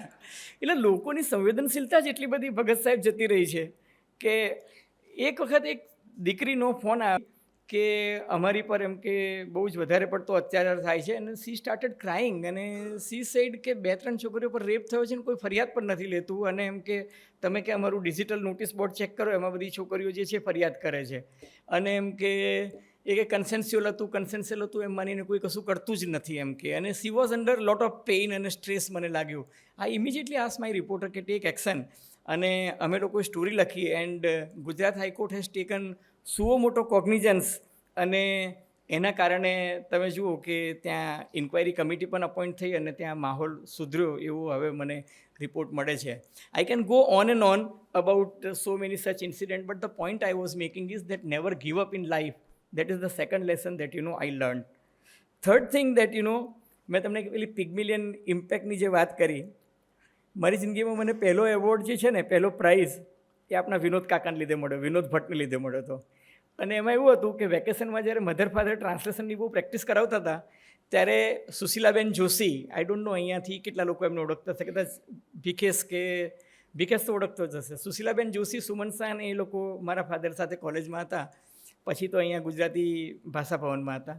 એ સુશીલાબેન જોશી છે ને અમદાવાદથી આઉટસોર્સિંગમાં ટ્રાન્સલેશનના કામ લઈને આવતા, અને મારા ફાધરને એ લોકો વેકેશનમાં એક્સ્ટ્રા કામ કરતા. એમાં વિનોદ ભટ્ટના પ્રેમપત્રોથી માંડીને બીજી બધી વસ્તુ જે છે ગુજરાતીમાંથી હિન્દી કરે ને એના એ પેમેન્ટ આવતા પબ્લિશરને આ બધું. તો એક દિવસ સુશીલાબેને મને કીધું કે તું પણ કર ને, તને પણ હું પૈસા આપીશ. મને કે આ ધર્મયુગમાં મોકલ, જો તારું છપાશે લતીફા ધર્મયુગમાં છપાતું, ખબર છે કાર્ટૂન કોના ડબ્બુજીને આ બધું, તો કે 10 રૂપિયા મળે, અને બેસ્ટ હોય એને 25 રૂપિયા મળે. મેં વિનોદ ભટ્ટનો એક ટૂચકો જે મને બહુ જ ગમ્યો અને હું બહુ જ હસ્યો આખો દિવસ ને આખી સાંજ, મેં એને ટ્રાન્સલેટ કર્યો. ટ્રાન્સલેટ કર્યા પછી એને રીરાઇટ કર્યો. મારા પપ્પાએ ફરી પાછો એને રીરાઇટ કરી આપ્યો, મને કે એ એસા નહીં એસા કરો. મારી મમ્મીએ રાતના ફરી પાછું સરખું કર્યું, અને બીજે દિવસે કોલેજમાં જઈને એને ટાઈપ કરાયો. ટાઈપ કરાવીને પછી ધર્મવીર ભારતીને મોકલ્યો. સાહેબ 2 અઠવાડિયા પછી ધર્મયુગમાં છપાઈ ગયું, અને મને 25 રૂપિયાનો મની ઓર્ડર આવ્યો. વાત અહીંથી ના અટકી સાહેબ. રજનીશ ત્યારે પૂના પાસેનો એમનો જે આશ્રમ હતા એમાં રજનીશે આ જોક કીધો કે અભી मैंने धर्मयुग में एक जोक पढ़ा किसी विनोद भट्ट ने लिखा है. કારણ કે વિનોદ ભટ્ટને એમને જોકના કારણે વાંચ્યું, મનું કંઈ નામ ના આવે કે મેં ટ્રાન્સલેટ કર્યું છે, પણ વિનોદ ભટ્ટને કારણે રજનીશે એ વાંચ્યું, અને રજનીશે પોતાના પ્રવચનમાં કીધું. ને એ જમાનામાં રજનીશની કેસેટો આવતી, એ કેસેટો બહુ ચાલી, એટલે મને એને કારણે જે એટલી બધી પ્રસિદ્ધિ મળી કે ઈસને ટ્રાન્સલેટ કિયા. વિનોદ ભટ્ટે પણ એક પોસ્ટકાર્ડ લખીને અભિનંદન કહ્યા અને કહ્યું કે તું અમદાવાદ આવે તો હું તને ચા પાઈશ.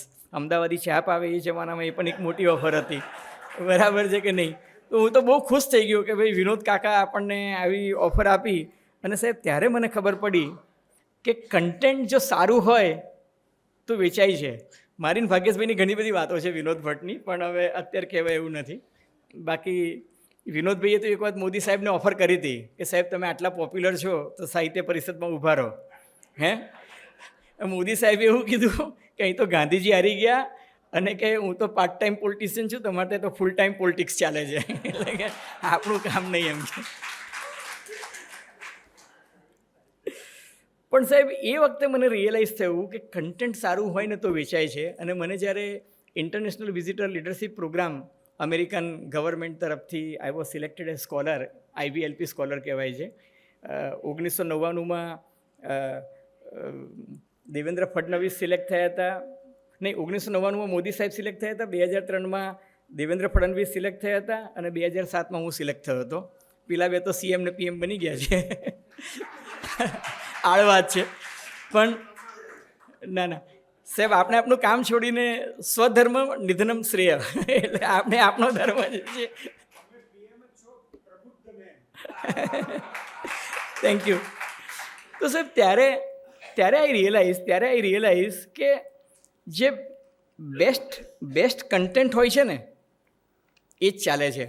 અને એક બહુ સરસ સ્ટડી થઈ છે વિકેશ, કે દુનિયાની જે ટોપ 20 બ્રાન્ડ્સ જે છે, ટોપ 20 બ્રાન્ડ્સ ઇન ન્યૂઝપેપર ઓર આપણે ન્યૂઝ મેગેઝિનમાં જુઓ, પછી એ તમે ટાઈમ મેગેઝિન હોય કે BBC હોય કે ન્યૂયોર્ક ટાઈમ્સ હોય કે વોશિંગ્ટન પોસ્ટ હોય કે ધ ઇકોનોમિસ્ટ મેગેઝિન હોય કે AP હોય, એસોસિએટ પ્રેસ હોય કે બ્લુમબર્ગ હોય કે રોયટર હોય, આવી 20 જેટલી બ્રાન્ડ જે છે એ છેલ્લા 20 વર્ષમાં ટોપ 20 પર CNN છે.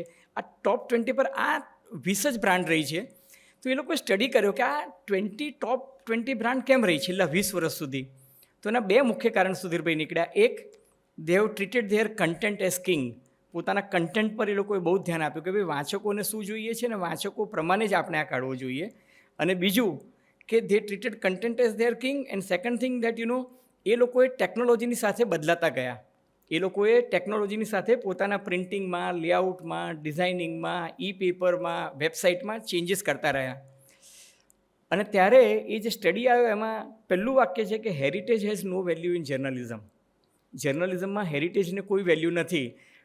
પંચ મેગેઝિન અથવા તો લાઈફ મેગેઝિન, આપણા જમાનામાં જ્યારે આપણે સ્ટુડન્ટ હતા ત્યારે બહુ જ મોટા કદના લાઈફ મેગેઝિન અને પંચ મેગેઝિન આવતા, હાસ્યનું હતું, કાર્ટૂન, એ ખતમ થઈ ગયા. The reason is that they did not change their format. એ લોકોએ પોતાનું ફોર્મેટ બદલ્યું નહીં, એને કારણે એ લોકો ખતમ થઈ ગયા. અને જે લોકોએ પોતાનું ફોર્મેટ બદલ્યું, જે લોકોએ પોતાના કન્ટેન્ટ સારા બનાવ્યા, જે લોકોએ ટેકનોલોજીની સાથે બદલાયા, એ લોકો જે છે એ ટક્યા. અને એટલે જ જ્યારે મેં દિવ્ય ભાસ્કર લોન્ચ કર્યું ત્યારે મેં નક્કી કર્યું કે વાંચકોની મરજીનું અખબાર કરવું છે, માલિકોની મરજીનું અખબાર નહીં. અને એટલે સાહેબ એ છાપું જે છે જે તે વખતે ચાલી ગયું અને ટૂંક સમયમાં એ નંબર 1 પોઝિશનમાં, તો નંબર 1ને સમકક્ષ હરીફાઈમાં આવી પણ ગયું. The point I M making is કે ત્યારે હું શીખ્યો કે ગમતાનો ગુલાલ કરવો જોઈએ. અને ભાસ્કરમાં મેં પહેલી શરૂઆત શું કરી ખબર છે સુધીરભાઈ? કે જે દિવસે છાપું લોન્ચ કર્યું ને એ જ દિવસે પેપર પણ લોન્ચ કરી નાખ્યું, એ જ દિવસે વેબસાઇટ પણ લોન્ચ કરી. બીજા બધા જે અમારા સમકાલીન અને હરીફ છાપાઓ હતા ને એ પોતાના ન્યૂઝ જે છે એ સેમ ડે વેબસાઇટ પર નહોતા મૂકતા, સેમ ડે પેપર નહોતા મૂકતા, કારણ કે એમને બીક લાગતી હતી કે અમારા સમાચાર કોઈ જોઈ જશે કે આ. મેં રાતના 11 વાગે જે મૂકવાનું ચાલુ કરી દીધું એનાથી શું થયું ખબર છે? મારો સૌથી પહેલો રીડર જાપાનમાં મને વાંચતો હતો, કારણ કે જાપાન ઉગતા સૂર્યનો દેશ છે. એટલે જાપાનમાં વસતા ગુજરાતીઓથી માંડી ને અમેરિકામાં જે લોકો રાતના જાગતા હોય તે, UK, ઓસ્ટ્રેલિયા, ન્યૂઝીલેન્ડ. અને તમને છે ને તમે ગૂગલ મેપિંગ શરૂ કરો ને તો તમને રિસર્ચ દેખાય, ઇમ્પ્રિન્ટ, કે કઈ જગ્યાએથી છાપું વંચાવવાની શરૂઆત થઈ. અને that is the reason that we could do much better than our competitor at that point of time. The point I am making is કે તમે તમારું કન્ટેન્ટ જે છે લોકો સાથે શેર નહીં કરો તો કન્ટેન્ટ ઇઝ પેરિસેબલ. જેમ ભાગ્યેશભાઈ કહેતા હતા ને કે 36 સેકન્ડમાં ન્યૂઝ બીજા બધાને ખબર પડી જાય છે. તો that was my third lesson કે content is king and treat it and change with the technology. સાહેબ ચોથી વાત જે છે સુધીરભાઈ, ગુરુ દત્તાત્રેયના તો 24 ગુરુઓ હતા અને એ તો આદિગુરુ તરીકે ઓળખાતા હતા. અને એ તો એવું કહેતા હતા ને કે ભાઈ દુશ્મન પાસેથી પણ સારી વસ્તુ ગ્રહણ કરવી જોઈએ અને ગુરુના દુર્ગુણ હોય તો એ આપણે સ્વીકારવા ન જોઈએ. ભાગ્યેશભાઈ પાછા આવી ગયા એટલે હું કહું કે આપણે ત્યાં પેલો સંસ્કૃતમાં શ્લોક છે ને, આનો ભદ્રા કર્તવો યંતુ વિશ્વતઃ, એટલે 10 દિશામાંથી જ્ઞાન પ્રાપ્ત થાવ. તો મને જે મહાનુભાવો પાસેથી જ્ઞાન પ્રાપ્ત થયું છે, સૌથી પહેલું તો છે ને હું IIMમાં નારાયણ મૂર્તિ જ્યારે IIMના ચેરમેન હતા ત્યારે એમનો ઇન્ટરવ્યૂ કરવા ગયો. અને નારાયણ મૂર્તિ ઇન્ટરવ્યૂ પત્યુંને સરસ ફક્કડ ઇન્ટરવ્યૂ આપ્યો. પછી છેલ્લે એને મને કહ્યું કે you are a very passionate journalist, right? મેં કીધું કે yes sir, I am trying to do good journalism. મને કે should I give you one advice? મેં કીધું યસ સર. હવે નારાયણ મૂર્તિ તમને એડવાઇસ આપતો હોય તો શું કરવાનું? એને મને એવું કીધું કે love your profession, never love your company and bosses, because you never know when your boss or company would stop loving you, but if you love your profession you will always thrive and survive in your profession. સાહેબ આ એ માણસની બહુ જ મોટી advice હતી. સદનસીબે મેં જેટલી સંસ્થાઓમાં કામ કર્યું છે, મેં દરવાજો પ્રેમથી બંધ કરીને સારી રીતના વિથ ગુડ નોટ છૂટ્યો છું ને બધા જ મને ફરી પાછા આવકારવા તૈયાર છે. પણ એ જે એડવાઇસ હતી એ ગોલ્ડન એડવાઇસ હતી કે love your profession and not the organisation, because you never know when organisation would stop loving you. પણ તું તારા પ્રોફેશનમાં જો અપડેટેડ હોઈશ તો you will always be welcomed. ગુરુ તરીકે સાહેબ હું રતન ટાટાને માનું છું કે રતન ટાટા જે છે એ અહીંયા ગુજરાતમાં નેનોની સવારી આવી અને સદનસીબે મોદી સાહેબ સાથે તે દિવસે વાત થઈ. એમણે મને કીધું કે મેં રતન ટાટાને એક સુસ્વાગતમ ગુજરાતનો મેસેજ લખ્યો છે અને મને વિશ્વાસ છે કે હી વિલ કન્સિડર. એટલે મેં કીધું શું કીધું? તો એમણે એવું કીધું કે ભાઈ હું ગુજરાતમાં આવું પણ મને ગુજરાતમાં જમીન અને બીજી બધી ફેસિલિટી. એટલે મોદી સાહેબે કીધું કે તમે આવી જાઓ, બાકી બધું ટેન્શન અમે છોડી દો. કે કેટલા દિવસમાં મળે? તો કે નહીં કેટલા કલાકોમાં મળે એના પર વાત કરો. એટલે એને કીધું okay mister Modi, I will consider.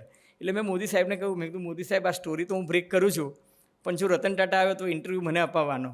એને કીધું ઓ ગેરંટી મારી. ચાલો રતન ટાટા આવી ગયા અને cut the matter short interview એમણે મને આપી દીધો. અને સાહેબ એ માણસને જ્યારે હું એમનો ઇન્ટરવ્યૂ કરતો હતો મેં કીધું સાહેબ મોદી સાહેબે તમને ઓફર કરી, તમારું પહેલું શું રિએક્શન હતું? એને કીધું કે આઈ ટોલ્ડ મિસ્ટર મોદી કે look I don't want to hang myself between 2 M, Mamata and Modi. એટલે એમ કે હું બિઝનેસમેન છું અને કે મને તકલીફ ના થવી જોઈએ. એટલે મોદી સાહેબે કીધું કે અમારી કોઈ બીજી અપેક્ષા જ નથી, વેસ્ટ બેંગોલ ગવર્મેન્ટ જે આપે છે એનાથી અમે તમને વધારે ફેવર કરશું અને તમે પ્રોજેક્ટ લઈને અહીં આવી જાઓ. આવી ગયા પછી સાહેબ એમણે મને એવું કીધું કે I am so happy that in Gujarat nobody demanded a single paisa from me. અને કે ગુજરાતની બ્યુરોક્રેસી ત્યારે તો ભાગ્યેશભાઈ મોદી સાહેબનું બધું ઇન્ફોર્મેશન કોમ્યુનિકેશન ઇમેજ બિલ્ડિંગને બધું કરતા હતા. એને કહું કે આખા ગુજરાતના વહીવટી તંત્રમાં everybody was willing two welcome us with red carpet. અને કે અમને તો વેસ્ટ બેંગાલમાં ને મહારાષ્ટ્રમાં ને હરિયાણામાં ને આંધ્રપ્રદેશમાં ને કર્ણાટકમાં બહુ જ ખરાબ અનુભવ થયો, તમિલનાડુમાં પણ. એટલે કે ગુજરાતની એમ કે એમાં આટલો હતો. મેં કીધું પણ સાહેબ પૈસા તો અહીં કોણ માંગે તમારી પાસે? એટલે કે મારી પાસે 15 કરોડ કર્ણાટકના એક પોલિટિશિયને માંગ્યા હતા. મેં કીધું તમારી પાસે 15 કરોડ માંગ્યા? તો કે હા. એટલે કે મેં એને એવું કીધું કે અમે લોકો દર વર્ષે 1500 કરોડ રૂપિયા ચેરિટીમાં નાખીએ છીએ, ટાટા એન્ડ સન્સ, પણ હું કરપ્શનના 15 કરોડ નહીં આપું. એટલે સાહેબ આ માણસની વાત સાંભળવા જેવી છે. મેં કીધું કે કેમ? એ કે મને આ જેટ એરવેઝ જે ફડચામાં ડૂબી ગયું એના માલિકે ત્યારે રતન ટાટાને કહ્યું કે આ પ્રેક્ટિકલ વે છે, તમે આપી દો 15 કરોડ તો તમારી એરલાઇન શરૂ થઈ જશે. રતન ટાટાએ કીધું કે એ કરું ને તો મને ઊંઘ ના આવે અને કે મારે ઊંઘના ભોગે એ કે કાંઈ કરવું નથી. એટલે મેં હસતા હસતા પૂછ્યું, મેં કીધું પણ સાહેબ તમે આ બધું મર્જરને એક્વિઝિશન કરતા હોવ, કોરસ કંપની ટેક ઓવર કરતા હોવ, જેગુઆર લેતા હોવ, રેન્જ રોવર લેતા હોવ, તો એ બધાના ટેન્શન તો થાય ને. મને કે હું રાતના 10 વાગે સૂવા જઉં પથારીમાં અને કે હું 30 સેકન્ડમાં સૂઈ જઉં છું. એટલે મેં કીધું એવું કઈ રીતના થાય? કે હું સૂવા જાઉં એટલે કે મારા મનમાં પ્રાર્થના કરતાં કરતાં મારી જાતને સવાલ પૂછું કે આજે મેં કોઈનું કંઈ ખરાબ તો બુરું તો નથી કર્યું ને? એટલે મને જવાબ મળે કે ના મેં કાંઈ બુરું નથી કર્યું. કે આજે મેં કોઈને મદદ કરી છે? એટલે મને જવાબ મળે કે હા મેં કંઈક કોકને મદદ કરી છે નાની મોટી. અને કે કાલે હું શું સારું કામ કરીશ આટલું વિચારતામાં તો કે મને ઊંઘ આવી જાય. એટલે કે 15 કરોડ લાંચ આપીને કે મારે મારી ઊંઘ ડિસ્ટર્બ નથી કરવી. એ સાહેબ Ratan Tata was my third ગુરુ કે જેની પાસેથી હું આ શીખ્યો. ચોથું સાહેબ લતા મંગેશકર. મને મુંબઈમાં એમનું ઇન્ટરવ્યૂ કરવા જવાની તક મળી અને મને કહેવામાં આવ્યું કે સવારે 9 વાગે લતાજી મળશે ને she is very punctual about time, એટલે કે તમે 9માં પાછે આવી જજો. એટલે ભાગ્યેશભાઈ આમ સવારના 7 વાગે તો ઉઠી જ ગયા અને 8:30 પહોંચી જ ગયા પેડર રોડ પર અને 8:45 તો ગેટ પર ફિલ્ડિંગ ફરતા હતા અને ફોટોગ્રાફર બી આવી ગયો ને હાથે. અને 9માં પાછે લતાજીના જે પીએ હતા એને એવું કીધું કે મેડમ રિયાઝ મેં હે, 5-10 મિનિટ લગ सकती है. એટલે મેં કીધું મેડમ રિયાઝ કરતી હે? કે હા. પહેલો સવાલ જ્યારે લતાજી આયા કે માफ़ करना मुझसे 5 मिनट लेट हो गई. એટલે મેં कहा मैडम आप रियाज़ करते हैं? कि हाँ रियाज़ तो करना पड़ता है ना गला ठीक रखने के लिए. मैंने कहा मैडम आप लता जी हैं, आपको लता जी को रियाज़ करने की क्या ज़रूरत है? ये कि अरे बाबा मैं एक दिन रियाज़ नहीं करती हूँ ना, एक दिन रियाज़ नहीं करती हूँ ना तो बोले मेरे साजिंदों को पता चलता है कि मैडम रियाज़ नहीं करके आई है आज. मैंने कहा 2 दिन?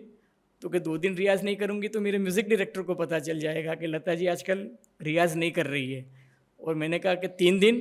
तो कि अरे बाप फिर तो पूरी दुनिया को पता चल जाएगा कि लता जी रियाज़ नहीं करती है, कि लता को तो रियाज़ करना ही પડતા है. અને ત્યારે મને યાદ આવ્યું કે મારી મમ્મી જે કહેતી હતી કે પ્રેક્ટિસ મેક્સ મેન પરફેક્ટ, કરત કરત અભ્યાસ જલમતી હોત સુજાન, એ વાત કેટલી સાચી હતી કે લતા મંગેશકર પણ પ્રેક્ટિસ કરે છે. અને એ જ વાત મેં બીજી જોઈ સચિન તેંડુલકર. સર અહીંયા ગ્રાઉન્ડ પર એ પ્રેક્ટિસ કરતા હતા, એટલે હવે તો સચિન તો was consider to be god of cricket. અને 3 બોલરો ઇરફાન પઠાણ ને બીજા બધા એને એક જ સ્ટાઇલની બોલિંગ કરતા હતા, અને સચિન ઠીચુક આમ કરે. એટલે પછી જ્યારે એ તૈયાર થઈને આવ્યા ને ત્યારે મેં કીધું શું થયું? એ કે no, I was trying to master a stroke. એ કેમ? તો કે યુકેની એટલે કે બ્રિટનની જે ટીમ આવી છે ને એમાં એક બોલર જે છે એ ક્યારેક આવી ડિલિવરી નાખે છે, એટલા માટે કે એ ડિલિવરી પર કે માત ના ખવાય ને એટલા માટે કે હું એ સ્ટ્રોકની પ્રેક્ટિસ કરતો હતો. એટલે મેં કીધું પણ તમે તો 2 કલાકથી કરતો હતો. મને કે 10,000 વખત પ્રેક્ટિસ કરીશ ને ત્યારે એ સ્ટ્રોક પર માસ્ટરી આવશે. ઇમેજિન કે person like Sachin Tendulkar has to practice that way.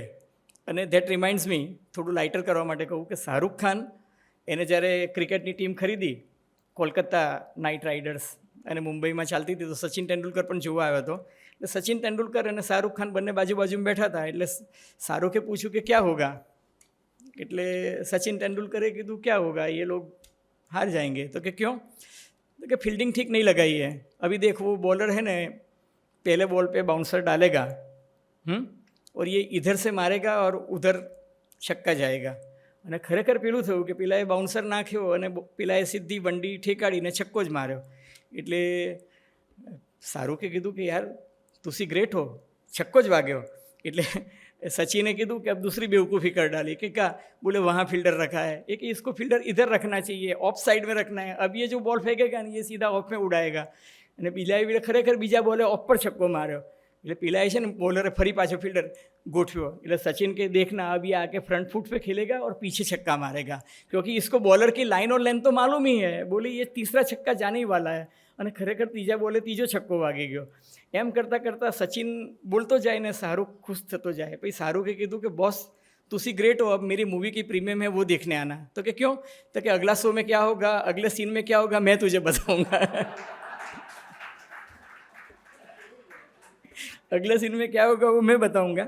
But the point I M making is કે આ લોકો કેટલા મહાન છે. અને ત્યારે મને મેસ્લોઝની નીડ હાયરાર્કી યાદ આવે છે કે મેસ્લોઝની જે નીડ હાયરાર્કી છે ને એવું કહે છે કે person reaches to the maximum level, એ કયા લેવલ પર પહોંચી શકે. તો ભાઈ પહેલું તો છે માણસની એક ફિઝિકલ નીડ્સ છે, રોટી કપડાં ઓર મકાન. હું થોડુંક સુખોપનિશમાં પણ થોડુંક એન્ટર કરી રહ્યો છું કે ભાઈ રોટી કપડાં ઓર મકાનની નીડ હોય, પછી એની એમ કે સોશિયલ રિકગ્નિશનની હોય, પછી સોશિયલ એસ્ટીમની હોય. અને જે અલ્ટિમેટ લેવલ છે ને સાહેબ, એ અલ્ટિમેટ લેવલ છે એ person reaches to the level of self actualization. અને એ જે સેલ્ફ એકચ્યુલાઇઝેશન જે છે એ સેલ્ફ એકચ્યુલાઇઝેશન સુધી પહોંચવા માટે તમારે લતા મંગેશકર બનવું પડે, તમારે રવિશંકર પંડિત બનવું પડે, તમારે ડીવી પલુસ્કર બનવું પડે, તમારે ઓમકારનાથ ઠાકુર બનવું પડે, તમારે સચિન તેંડુલકર બનવું પડે. આ લોકો ગજબની મહેનત કરે છે સાહેબ. અને ત્યારે એવું કહેવાનું મન થાય છે કે મધર ટેરેસા ઓલ્સો, કે મધર ટેરેસા જે છે ને એનું જીવન સાર્થક હતું અને મર્લિન મનરો હતું ને એનું જીવન સફળ હતું. તો સફળતા અને સાર્થકતા વચ્ચેનો જે ભેદ છે ને એ જો તમે ભેદ પારખો તો તમે એ સેલ્ફ એકચ્યુલાઇઝેશનના લેવલ પર પહોંચી શકો. દેટ ઇઝ અનધર લર્નિંગ જે હું લતા મંગેશકર અને સચિન તેંડુલકર પાસેથી શીખ્યો. સાહેબ પ્રમુખ સ્વામી પાસેથી હું બહુ જ મોટી વાત શીખ્યો છું. અને એ વાત એ હતી કે અહીંયા ગાંધીનગરમાં જ અક્ષરધામ મંદિરમાં ત્રાસવાદીનો હુમલો થયો. પટેલ સાહેબ તે દિવસે એવું થયું હતું કે હું ગુજરાત સમાચારમાં હતો અને વલસાડનો એક ખબરપત્રી ઇન્ટરવ્યૂ માટે આવ્યો હતો. અને એ જોબના ઇન્ટરવ્યૂ માટે આવ્યો અને મેં એનો રાઇટિંગનો ટેસ્ટ લીધો વિકેશ. અને ટેસ્ટ લીધા પછી હું શ્રેયાંશભાઈ પાસે લઈ ગયો. શ્રેયાંશભાઈ એનું રાઇટિંગ જોઈને કીધું કે સારું, એમ કે એને અપોઇન્ટ કરી દો, આપણે ત્યાં વલસાડમાં જગ્યા છે જ. તો વી અપોઇન્ટેડ હિમ. અને એને એવું કીધું કે સાંજે અપોઇન્ટમેન્ટ ઓર્ડર લઈ લેજે. એને મને એવું કીધું કે સાંજે 6 વાગ્યા પહેલાં મળી જાય તો હું ક્વીનમાં જઈ શકું. મેં કીધું હા મળી જશે. એટલે એચઆરમાં વાત કરીને એને આપવાની વાત કરી. હું નીચે ઉતરીને ગાંધીનગર તરફ જતો હતો અને એ ચાની લારી પર એ છોકરો ઊભો હતો, જર્નલિસ્ટ. એને મને કહ્યું કે સાહેબ કઈ બાજુ જવાના? મેં કીધું હું તો ગાંધીનગર જઉં છું. તો કે મને ગાંધીનગર અક્ષરધામ પાસે છોડી દેશો, કોઈ પણ જગ્યાએ ગાંધીનગર છોડી દો, પછી હું રિક્ષામાં જતો રહીશ. મેં કીધું કેમ? કે મેં મારી મમ્મીને પ્રોમિસ આપ્યું હતું કે જો મને જોબ મળી જશે તો કે હું મંદિર દર્શન કરવા જઈશ, કારણ કે અમે લોકો સ્વામિનારાયણ ધામમાં વિશ્વાસ રાખીએ છીએ. એટલે મેં કીધું હા ચાલ. તો હું એને અક્ષરધામ મંદિરના ગેટ પર છોડી અને હું સીધો સચિવાલય પહોંચ્યો. ભાગ્યેશભાઈ, હું સચિવાલય પહોંચ્યો અને ચોથા માળે હતો ત્યાં પેલા છોકરાનો ફોન આવ્યો કે સાહેબ, આ મંદિરમાં તો ત્રાસવાદીઓ ઘૂસી ગયા છે, આડેધડ ફાયરિંગ કરે છે, 35-40 જણને મારી નાખ્યા છે, અને કે અમે લોકો બધા ભાગીને કે મૂર્તિની પાછળ સંતાયા છે, દરવાજો બંધ કરી દીધો છે, પણ આ લોકો તો AK-47 ને બધું ગ્રેનેડ બેનેડ ફેંકી રહ્યા છે. હું જો મરી જાઉં ને તો મારી માને કહેજો કે મને નોકરી મળી ગઈ હતી. હવે સાહેબ, આ કેવું સ્થિતિ! એટલે મેં કહું કે પણ તું છો ક્યાં? મને કે મંદિરમાં અહીંથી નીકળાય એવું તો છે જ નહીં, આ લોકો તો જે દેખે એને ઠાર મારે છે. મેં કીધું દોસ્ત, તું હવે ત્યાં જ રહેજે, હે ને. અને સાહેબ, ચોથા માટે લિફ્ટ ખુલીને ભાગ્યેશભાઈ, તમે સચિવાલયમાં, એ જૂના સચિવાલયમાં તમને, જૂના એટલે પેલું જ્યાં પહેલાં મોદી સાહેબ બેસતા હતા, સ્વર્ણિમ સંકુલ નહોતું ત્યારે, તો હું દોડીને 5મા માળે ગયો અને 5મા માળે અંદર પહોંચ્યો તો મેં જોયું ત્યારે એ જમાનામાં અમને કોઈ રોકતું નહોતું ત્યાં, કારણ કે સિક્યોરિટી એટલી બધી હતી નહીં અને હી વોઝ ઇઝીલી એક્સેસેબલ, ઓળખીતાઓને તરત. તો મેં જોયું તો 2 હાથે 2 ફોન પર એ વાત કરતા હતા અને એમને મને આંખના ઇશારાથી કહ્યું કે બેસો, અને I could visibly see tension on his face.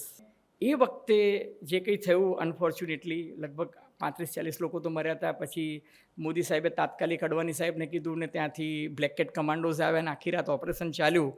એ વખતે હું આખી રાત ઓપરેશનમાં બ્રિગેડિયર સીતાપતિ રાજુ, આ ભગત સાહેબ ઊભા છે ને ત્યાં, અને આ બાજુ 2 ગાડીઓની વચ્ચે ઊભા રહીને મેં આખી રાત રિપોર્ટિંગ કર્યું.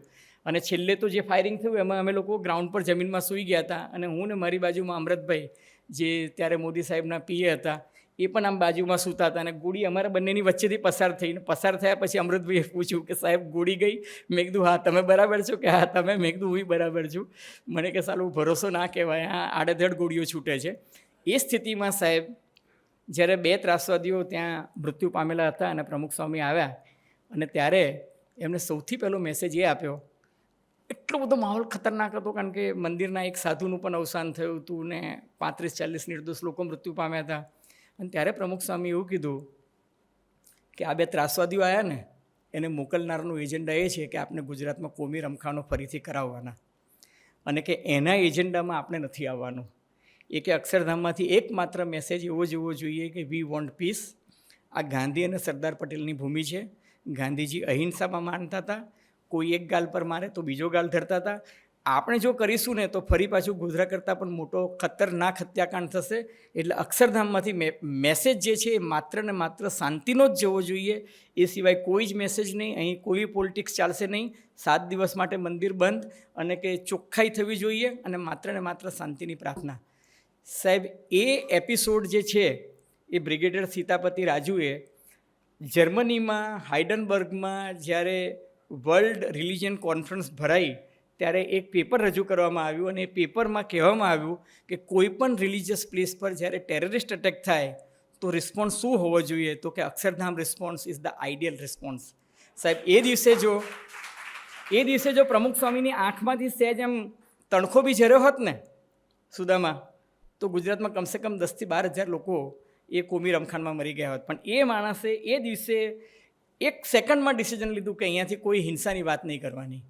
એ કે એ 2 માણસોને મોકલનાર એ જ ઈચ્છતા હતા કે મંદિર પર હુમલો કરો એટલે હિન્દુઓ ઉશ્કેરાય તો હિન્દુ મુસ્લિમ થાય. એ કે એમની એ ડિઝાઇન એમ કે આપણે નથી એ કરવા દેવી. અને ઓન ધ કોન્ટ્રી, એમને જે 2 ત્રાસવાદીઓ હતા ને, એના આત્માની શાંતિ માટે પ્રાર્થના કરી કે ઓમ દેવ શાંતિ અંતરિક્ષધમ શાંતિ પૃથ્વી શાંતિ રાખવા. એટલે પેલા એક સ્વામીએ કીધું કે આના માટે પ્રાર્થના કરો છે? એ કે ખોડ્યું જ છે એમ કે, પણ કોઈ પણ આત્માને પણ આવો ખરાબ વિચાર ના આવે એટલા માટે પ્રાર્થના તો હોવી જ જોઈએ. સાહેબ, આ વ્યક્તિ જે છે એની પાસેથી એ જ શીખવાનું હતું કે ટોલરન્સ કોને કહેવાય અને રિસ્પોન્સ શું હોવો જોઈએ. એ કલામ સાહેબ પાસેથી પણ હું શીખ્યો, કારણ કે કલામ સાહેબે પોતાનું છેલ્લું પુસ્તક જે છે એ પ્રમુખ સ્વામી પર લખ્યું, અને એ ઇંગ્લિશમાં ટ્રાન્સેન્ડન્સ હતું, ગુજરાતીમાં એનો અનુવાદ મેં કર્યું પરાત્પર. અને APJ કલામે મને કહ્યું કે મારા પહેલાં ગુરુ જે છે એ એમ કે પ્રોફેસર સતીશ ધવન હતા, જેની પાસેથી હું એમ કે સાયન્સ અને ટેકનોલોજીના પાઠ શીખ્યો. પછી બીજા ગુરુ જે હતા એ એમ કે વિક્રમ સારાભાઈ હતા. પછી કે આચાર્ય મહાપ્રજ્ઞ હતા, કારણ કે જૈન ફિલોસોફીમાં, મુસ્લિમ હોવા છતાં જૈન ફિલોસોફીમાં એટલું બધું માનતા હતા. અને છેલ્લે એમણે પ્રમુખ સ્વામીને ગુરુ બનાવ્યા. અને પ્રમુખ સ્વામી પર એમણે પોતાનું એક આખું પુસ્તક લખ્યું. અને એ પુસ્તક વખતે જ્યારે અમે અનુવાદ કરતી વખતે જ્યારે મળતા અને વાતો કરતા ત્યારે એમણે મને ગુજરાતની અને અમદાવાદની જે એક બહુ સરસ વાત કીધી, જેમાંથી મને પણ શીખવા મળ્યું, which is life lesson for me is that think for institutional building. એમણે એવું કીધું કે હું વિક્રમ સારાભાઈ સાથે કામ કરવા માંગતો હતો, તો મેં એમને એક પત્ર લખ્યો અને કહ્યું કે મારે એમ કે તમારી સાથે કામ કરવું છે. અને વિક્રમ સારાભાઈએ એવું કીધું પીએ થ્રુ કે ભાઈ ફલાની તારીખે ગુજરાત મિલમાં મુંબઈથી અમદાવાદ પાછા આવતા સુરત રેલવે સ્ટેશને મળજો, અને એમ કે સુરતથી વડોદરા વચ્ચે ઇન્ટરવ્યૂ લેવાશે અને વડોદરાથી તમને કહેવામાં આવશે આગળ course of action. He was selected. અને બીજા દિવસે કહેવામાં આવ્યું કે તમારે અમદાવાદ રિલોકેટ થવું પડશે. હવે જે માણસ હૈદરાબાદમાં કામ કરતો હોય, મૂળ સાઉથ ઇન્ડિયન હોય, અને અમદાવાદ આવીને શું કરવાનું? તો એ અને એની સાથે એક બીજા કોઈ સાઉથ ઇન્ડિયન ભાઈ બેઠા હતા. એટલે એ બંને જણ કહેતા હતા કે યાર આ વિક્રમ સારાભાઈને શું કહેવું, એમ કે he is trying to relocate me from Hyderabad to Ahmedabad. એટલે પેલા બીજા સજ્જને કીધું હું બેંગ્લોરમાં ખુશ છું અને ત્યાંથી મને અહીં લાવવા માંગે છે. તો એટલી વારમાં વિક્રમ સારાભાઈ બહાર આવ્યા કે મને ખબર છે કે તમે બંને મને ગાલી પ્રદાન કરતા હશો. એટલે પેલા કીધું no sir, we were just discussing about our career plan. એટલે કે let me share my dream with you. અને વિક્રમ સારાભાઈ ત્યાંથી અમને ગુજરાત યુનિવર્સિટીનો ટાવર છે ને, એ ટાવર પાસે લઈને આવ્યા અને કહ્યું આ ટાવર દેખાય છે? એને કીધું કે હા. સાહેબ આજથી 60 વર્ષ પહેલાંની વાત છે. એને કે આ ટાવર દેખાય છે? તો કે હા. એ કે ટાવરની 2 માઇલની ત્રિજ્યામાં મારે બેસ્ટ ઇન્સ્ટિટ્યૂટ્સ બનાવવા છે. એટલે એને કીધું કે ઇન્સ્ટિટ્યૂટ્સ? તો કે યસ. પછી કે જો સામે દેખાય છે ને ત્યાં IIM બનશે, આ બાજુ એમ કે અટીરા બનશે, આપણે જ્યાં યુનિવર્સિટીના ટાવરની પાછળ છે ને ત્યાં ફિઝિકલ રિસર્ચ લેબોરેટરી બનશે, પેલી બાજુ કે સ્પેસ એપ્લિકેશન સેન્ટર બનશે, આ દિશામાં છે ને કે ઇન્ડિયન સ્પેસ રિસર્ચ ઓર્ગેનાઇઝેશન બનશે, અહીંયા સેપ્ટ જે સ્કૂલ ઓફ આર્કિટેક્ચર છે એ જમાનામાં અત્યારે સ્ટેપ થઈ ગયું, ત્યાં એને કીધું અહીંયા સેપ્ટ બનશે, સ્કૂલ ઓફ આર્કિટેક્ચર બનશે. પછી કે આ બાજુ છે ને જે લોકો IIMમાં એડમિશન ના બની લઈ શકે એ લોકો માટે અમદાવાદ મેનેજમેન્ટ એસોસિએશન બનશે.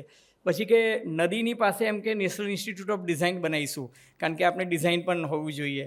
પછી કે આસામ રોડ પર ટેક્સટાઇલ મેનેજમેન્ટ એસોસિએશન બનાવીશું, કારણ કે ટેક્સટાઇલ હવે ડાઇંગ ઇન્ડસ્ટ્રી છે ને, અમદાવાદનો એમ કે વિકાસ એમ કે ડાઉન જાય તો આપણે કે અમદાવાદને આપણે એ બનાવવાનું છે.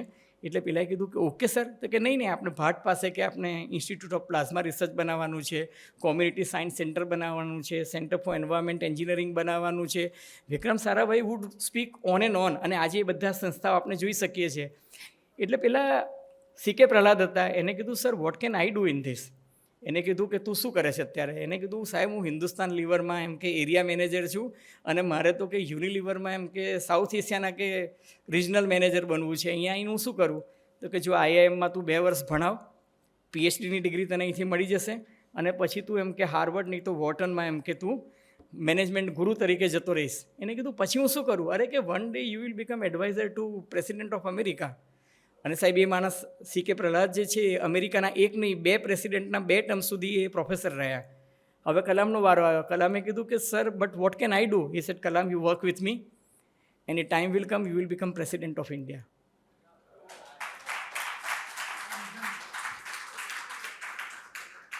સાહેબ આ લોકો પાસેથી આ વિઝન શીખવા જેવું છે. હું 2003માં ભાગેશભાઈ નવેમ્બરની 6 તારીખ હતી, અને વાજપેયીજી સાથે મારો પહેલો વડાપ્રધાન સાથેનો કાર્યક્રમ હતો. અમે લોકો રશિયા, કઝાકિસ્તાન, તજાકિસ્તાન, સિરિયા થઈને ઇન્ડિયા પાછા આવવાના હતા, અને પુતિન અને એની સાથે મિટિંગ હતી, અને ઇન્ડિયા સાઇનિંગ ઇન્ડિયામાં ચાલતું હતું. અને એટલું બધું ઇન્ડિયા સાઇનિંગ થઈ ગયું હતું કે પ્રમોદ મહાજને જાહેરાત કરી દીધી હતી કે ચૂંટણી લોકસભાની છે એ 6 મહિના વહેલી કરવાની છે. અને જસ્ટ એમ સી ઓફ કરવા માટે પુતિન આવ્યા ને, તો પુતિને અને પેલા બધાએ કીધું, એટલે પેલા ફોરેન સેક્રેટરી હતા કપિલ સિબ્બલના મોટા ભાઈ હતા, ત્યારે કવર સિબ્બલ એ મિનિસ્ટર ઓફ એક્સટર્નલ અફેર્સમાં હતા. I think he was foreign secretary. એટલે એને કહ્યું કે sir he is going for election. So એને પુતિને એમનો હાથ દબાઈને એવું કીધું કે don't go for early elections. Don't go for early election, this euphoria may not help you. હવે વાજપેયીજી છે, વાજપેયી બિંગ વાજપેયી, એને કોઈ જવાબ ના આપ્યો, પણ કે નહીં we need your good wishes આમ તેમ. પણ સાહેબ પુતિનને ત્યાં ખબર હતી કે ઇન્ડિયામાં આ લોકો ચૂંટણી હારી શકે છે. આ લોકોને એવો અંદાજ નહોતો કે અમે ચૂંટણી હારીશું. ઇમેજિન કે એ લોકોનું ઇન્ટેલિજન્સ નેટવર્ક કેટલું પાવરફુલ હશે. એટલે પુતિન પાસેથી ઇન્ટેલિજન્સ નેટવર્ક કેટલું પાવરફુલ થઈ શકે એ લેસન હું શીખ્યો કે અને નો બડી બધા અમે જે પત્રકારો હતો ને બધા એવું કીધું કે આઈ think he was trying two square mister Vajpayee, એને ડરાવવાની કોશિશ કરતો હતો, પણ જેન્યુઅલી ઈ સેડ કે don't go for early election. સાહેબ વિચારો કે આ લોકો મહાસત્તાઓ કંઈક એમને એમ નથી થઈ અને એટલા માટે જ એ લોકોને કહેવું પડે કે they are real great power. Nelson Mandela, સમય થઈ રહ્યો છે એટલે હું મારી વાત બહુ ઝડપથી પૂરી કરીશ, પણ નેલ્સન મંડેલાની છેલ્લી વાત કરી દઉં કારણ કે પછી તો મારી લિસ્ટ બહુ આગળ ચાલશે. પણ સાહેબ નેલ્સન મંડેલા જે છે સાહેબ, પેલું જિંદગી એવી છે ને કે શું કરીએ હવે થોડું ઘણું બધું, પણ નેલ્સન મંડેલાની વાત જે છે, હું નેલ્સન મંડેલાને મનમોહન સિંહ સાથે મળ્યો અને ઇટ વોઝ ગાંધી સેન્ટેનરી સેલિબ્રેશન અને નેલ્સન મંડેલા આમ પથારીમાં સૂતા હતા અને જસ્ટ અમને બધા મનમોહન સિંહ, હું અને બીજા 3 સિનિયર એડિટર્સ એમની પાસે ગયા અને એમને પરિચય કરાવ્યો સંજય બારુએ કે they are senior journalist from India. એટલે એમને માડીબાએ વી કોલ હિમ માડીબા, એટલે એમણે કહ્યું કે ફ્રોમ, એટલે એક સિનિયર એડિટરે કહ્યું ફ્રોમ દિલ્હી, બીજાએ કીધું કલકત્તા, એટલે મેં કીધું અમદાવાદ. એટલે એકદમ મારી સામે જોઈને કે Gandhi is Ahmedabad, Gujarat. I said yes sir. You are from Ahmedabad? મેં કીધું કે યસ. કે હાવ ઇઝ ઈલાબેન? હવે imagine Nelson Mandela in South Africa, in Johannesburg, in his farm house, તમે એકદમ આવી સ્થિતિમાં તમે એને મળો અને એ પછી હાવ ઇઝ ઈલાબેન? એટલે મેં કીધું ઈલાબેન તો I met her last fortnight only. મેં કહા she is fine, very kind lady, very charitable person. અને ઈલાબેન ભટ્ટ વિશે એને 5 મિનિટ વાતો કરી. હવે મનમોહન સિંહ અને બીજા બધા પત્રકારો મારી સામે જુએ કે આ તો ગુજરાતી કનેક્શન ક્યાંથી શોધેલા, કે આ ગુજરાતીઓ ખરા છે એમ, કે નેલ્સન મંડેલા સુધી એનો છેડો અડી ગયો. અને પછી નેલ્સન મંડેલાએ મનમોહન સિંહને કીધું કે Ilaben is a real Gandhian in South Asia. એ કે આપણે રિટાયર થયા પછી એને એક એલ્ડર્સ ગ્રુપ બનાવ્યું હતું નેલ્સન મંડેલાએ, જેમાં ગ્લોબલ લીડર્સ લીધા હતા અને ગ્લોબલ લીડર્સમાં જીમી કાર્ટર પણ હતા, કોફી અન્નાન પણ હતા, માર્ગરેટ થેચર પણ હતા, પણ સાઉથ એશિયામાંથી એને ઈલાબેનને લીધા હતા અને કહ્યું હતું કે સી ઇઝ રિયલ ગાંધીયન. તમે વિચારો કે, અને પછી એમને હસતા હસતા કહ્યું કે you people have given us Mohandas Karamchand Gandhi, South Africa has given you advocate Mahatma Gandhi. And seldom in the history you will find a person revered in 2 nation. Gandhi is father of nation for us and for you also. અને પછી એ જ એમાં કહ્યું કે I received Nobel peace prize because I followed Gandhian philosophy. Martin Luther King got Nobel peace prize because he also followed Mahatma's principle. અને કે એ જ રીતે એમ કે બરાક હુસેન ઓબામાને મળ્યું અને કે મહાત્મા ગાંધીને ના મળ્યું કારણ કે નોબલ પીસ પ્રાઇઝથી પણ ઉપર હતા. સાહેબ આવા નેતાઓને મળો. મારી લિસ્ટ ઘણી લાંબી છે કારણ કે મેં વિચાર્યું હતું એ પ્રમાણે કદાચ હું પણ થોડુંક ધીરે, પણ હું ભગવાનને માત્ર એટલી જ પ્રાર્થના કરું કે બસ એટલી સમજ પરવરદિગાર મને દે કે સુખ જ્યારે મળે ત્યારે બધાના વિચાર દે. દુનિયામાં કંઈક નો કરસદાર છું, મરીઝ ચૂકવું બધાનું દેણું, જો અલ્લાહ ઉધાર દે. આ બધા માણસો પાસેથી સાહેબ એટલું બધું શીખવાનું છે અને હું માનું છું કે there is no shortcut in journalism. I had on and on lot of things, but I am concluding my speech by saying કે IBLPમાં પણ હું ઘણું બધું શીખ્યો. છેલ્લે સુખોપનિષદની વાત કરીને મારી વાર્તા પૂરી કરું છું કારણ કે જે કહે છે ને કે પેલું કહે છે ને કે બાબુ મોસાઈ, જિંદગી બડી હોની चाहिए, લંબી નહીં હોની चाहिए. બરાબર છે? તો એક એક્સપેરિમેન્ટ, હાર્વર્ડ એક્સપેરિમેન્ટ ચાલે છે, સુધીરભાઈને તો ખબર હશે પણ બીજા બધા માટે કહું છું. એ હાર્વર્ડ એક્સપેરિમેન્ટ એવું કહે છે કે દુનિયાના લગભગ 1500 જેટલા લોકોના એ લોકોએ છેલ્લા 75 વર્ષથી એ લોકોના અભ્યાસ કરે છે. બોસ્ટનથી શરૂઆત થઈ હતી. એમાં એક ગ્રુપ જે છે એ સિલેક્ટેડ હાર્વર્ડમાંથી પાસ આઉટ થયેલા યંગ બોયઝનું છે અને બીજું જે છે એ બોસ્ટનના સામાન્ય પરિવારના બાળકો છે. એમાંથી આટલા વર્ષોમાં કોઈક રિક્ષા ચાલક બન્યો, કોઈક ટેક્સી ડ્રાઈવર બન્યો, એક વ્યક્તિ જે છે અમેરિકાનો પ્રેસિડેન્ટ પણ બન્યો. એટલે અલગ અલગ પ્રોફાઇલના લોકો છે અને હાર્વર્ડવાળા છે એ પ્રોફેશનલ મેનેજમેન્ટ એક સ્ટડી કરિયરમાં રહ્યા. આ લોકોને જ્યારે ઇન્ટરવ્યૂ માટે સિલેક્ટ કર્યા હતા ત્યારે પહેલા દિવસે એમને પૂછ્યું હતું કે તમારી લાઈફનું મિશન શું હોવું જોઈએ, તમારી લાઈફનું મિશન શું હોવું જોઈએ. તો સાહેબ 90% લોકો એવું કીધું હતું કે અમારી લાઈફનું મિશન એ છે કે we want to become a very rich man, we want fame in our life and for that we are willing to do hard work. અત્યારે એમાંના કેટલાક 103 વર્ષના છે, 105 વર્ષના છે, 724 માણસો જીવે છે. અને અત્યારે જે સર્વે છેલ્લો એમની સાથે થયો એ સર્વેમાં એ લોકોએ બધા એવું કીધું કે અમને એવું લાગે છે કે અમારા લાઈફનો ગોલ જે છે ને એ અમે ખોટો સિલેક્ટ કર્યો હતો. લાઈફમાં જે છે ને સૌથી ઇમ્પોર્ટન્ટ વસ્તુ જે છે ને એ રિલેશનશિપ છે. લાઈફમાં સૌથી ઇમ્પોર્ટન્ટ વસ્તુ જે છે એ રિલેશનશિપ છે. Life goal should not be to become rich, famous, but having a good relationship. અને માર્ક ટ્વેઇનનું કોટ કરતા એ સ્ટડીનો જે લેટેસ્ટ રિપોર્ટ છે એ કહે છે કે the good life is built with good relationship. The point I M making કે સફળતા જિંદગીની હસ્તરેખામાં નથી હોતી અને ચણાયેલી ઇમારત એના નકશામાં નથી હોતી. પોલિટિશિયન્સ છે ને એ હંમેશા આવનારી ચૂંટણીનું વિચારે છે, પણ જે સુધીરભાઈ ને ભાગ્યેશભાઈ ને RS પટેલ ને સુદામા જેવા માણસો છે એ આવનારી જનરેશનનું વિચારે છે. અને એટલા માટે જ આ પ્રકારની મહેફિલ થાય છે, આ પ્રકારની વિચાર ગોષ્ઠી થાય છે. ઉમાશંકર જોશી એ જ કહેતા હતા કે તમારે 1 વર્ષમાં કંઈક પામવું હોય તો કૃષ્ણ કમોદ ચોખા વાવો, 10 વર્ષમાં પામવું હોય તો કેરીની સારી કલમ રોપો, પણ આવનારી પેઢીને તૈયાર કરવી હોય તો સંસ્કારો જે છે એનું સિંચન કરો. ગુજરાત વિશ્વકોશના માધ્યમથી આ એક સરસ કામ થઈ રહ્યું છે. ખૂબ ખૂબ અભિનંદન. છેલ્લે એટલું જ કે મારું જીવન અંજલિ થાજો, મારું જીવન અંજલિ થાજો. Thank you very much. આજે સરસ કાર્યક્રમ, જાણે સમય ઓછો પડ્યો, પણ આ કાર્યક્રમમાં આદરણીય અજયભાઈએ જે સરસ વાત કરી અને આ વાતની અંદર હજુ જાણે આપણને એમ લાગે છે કે હજુ કંઈક ખૂટે છે, હજુ કંઈક અધૂરપ છે. તો અજયભાઈ, અમે પ્રબુદ્ધ સભા વડે વિનંતી કરીએ છીએ, હવે અમે જ્યારે પુનઃ આવો કે કાર્યક્રમ આપનો રાખીશું ત્યારે સમય આપ માટે 2 કલાક રાખીશું. અને આજે જ્ઞાનની, માહિતીની અને ખાસ તો આપના હૃદયના પારદર્શિતાની નિખાલસ રજૂઆત થઈ.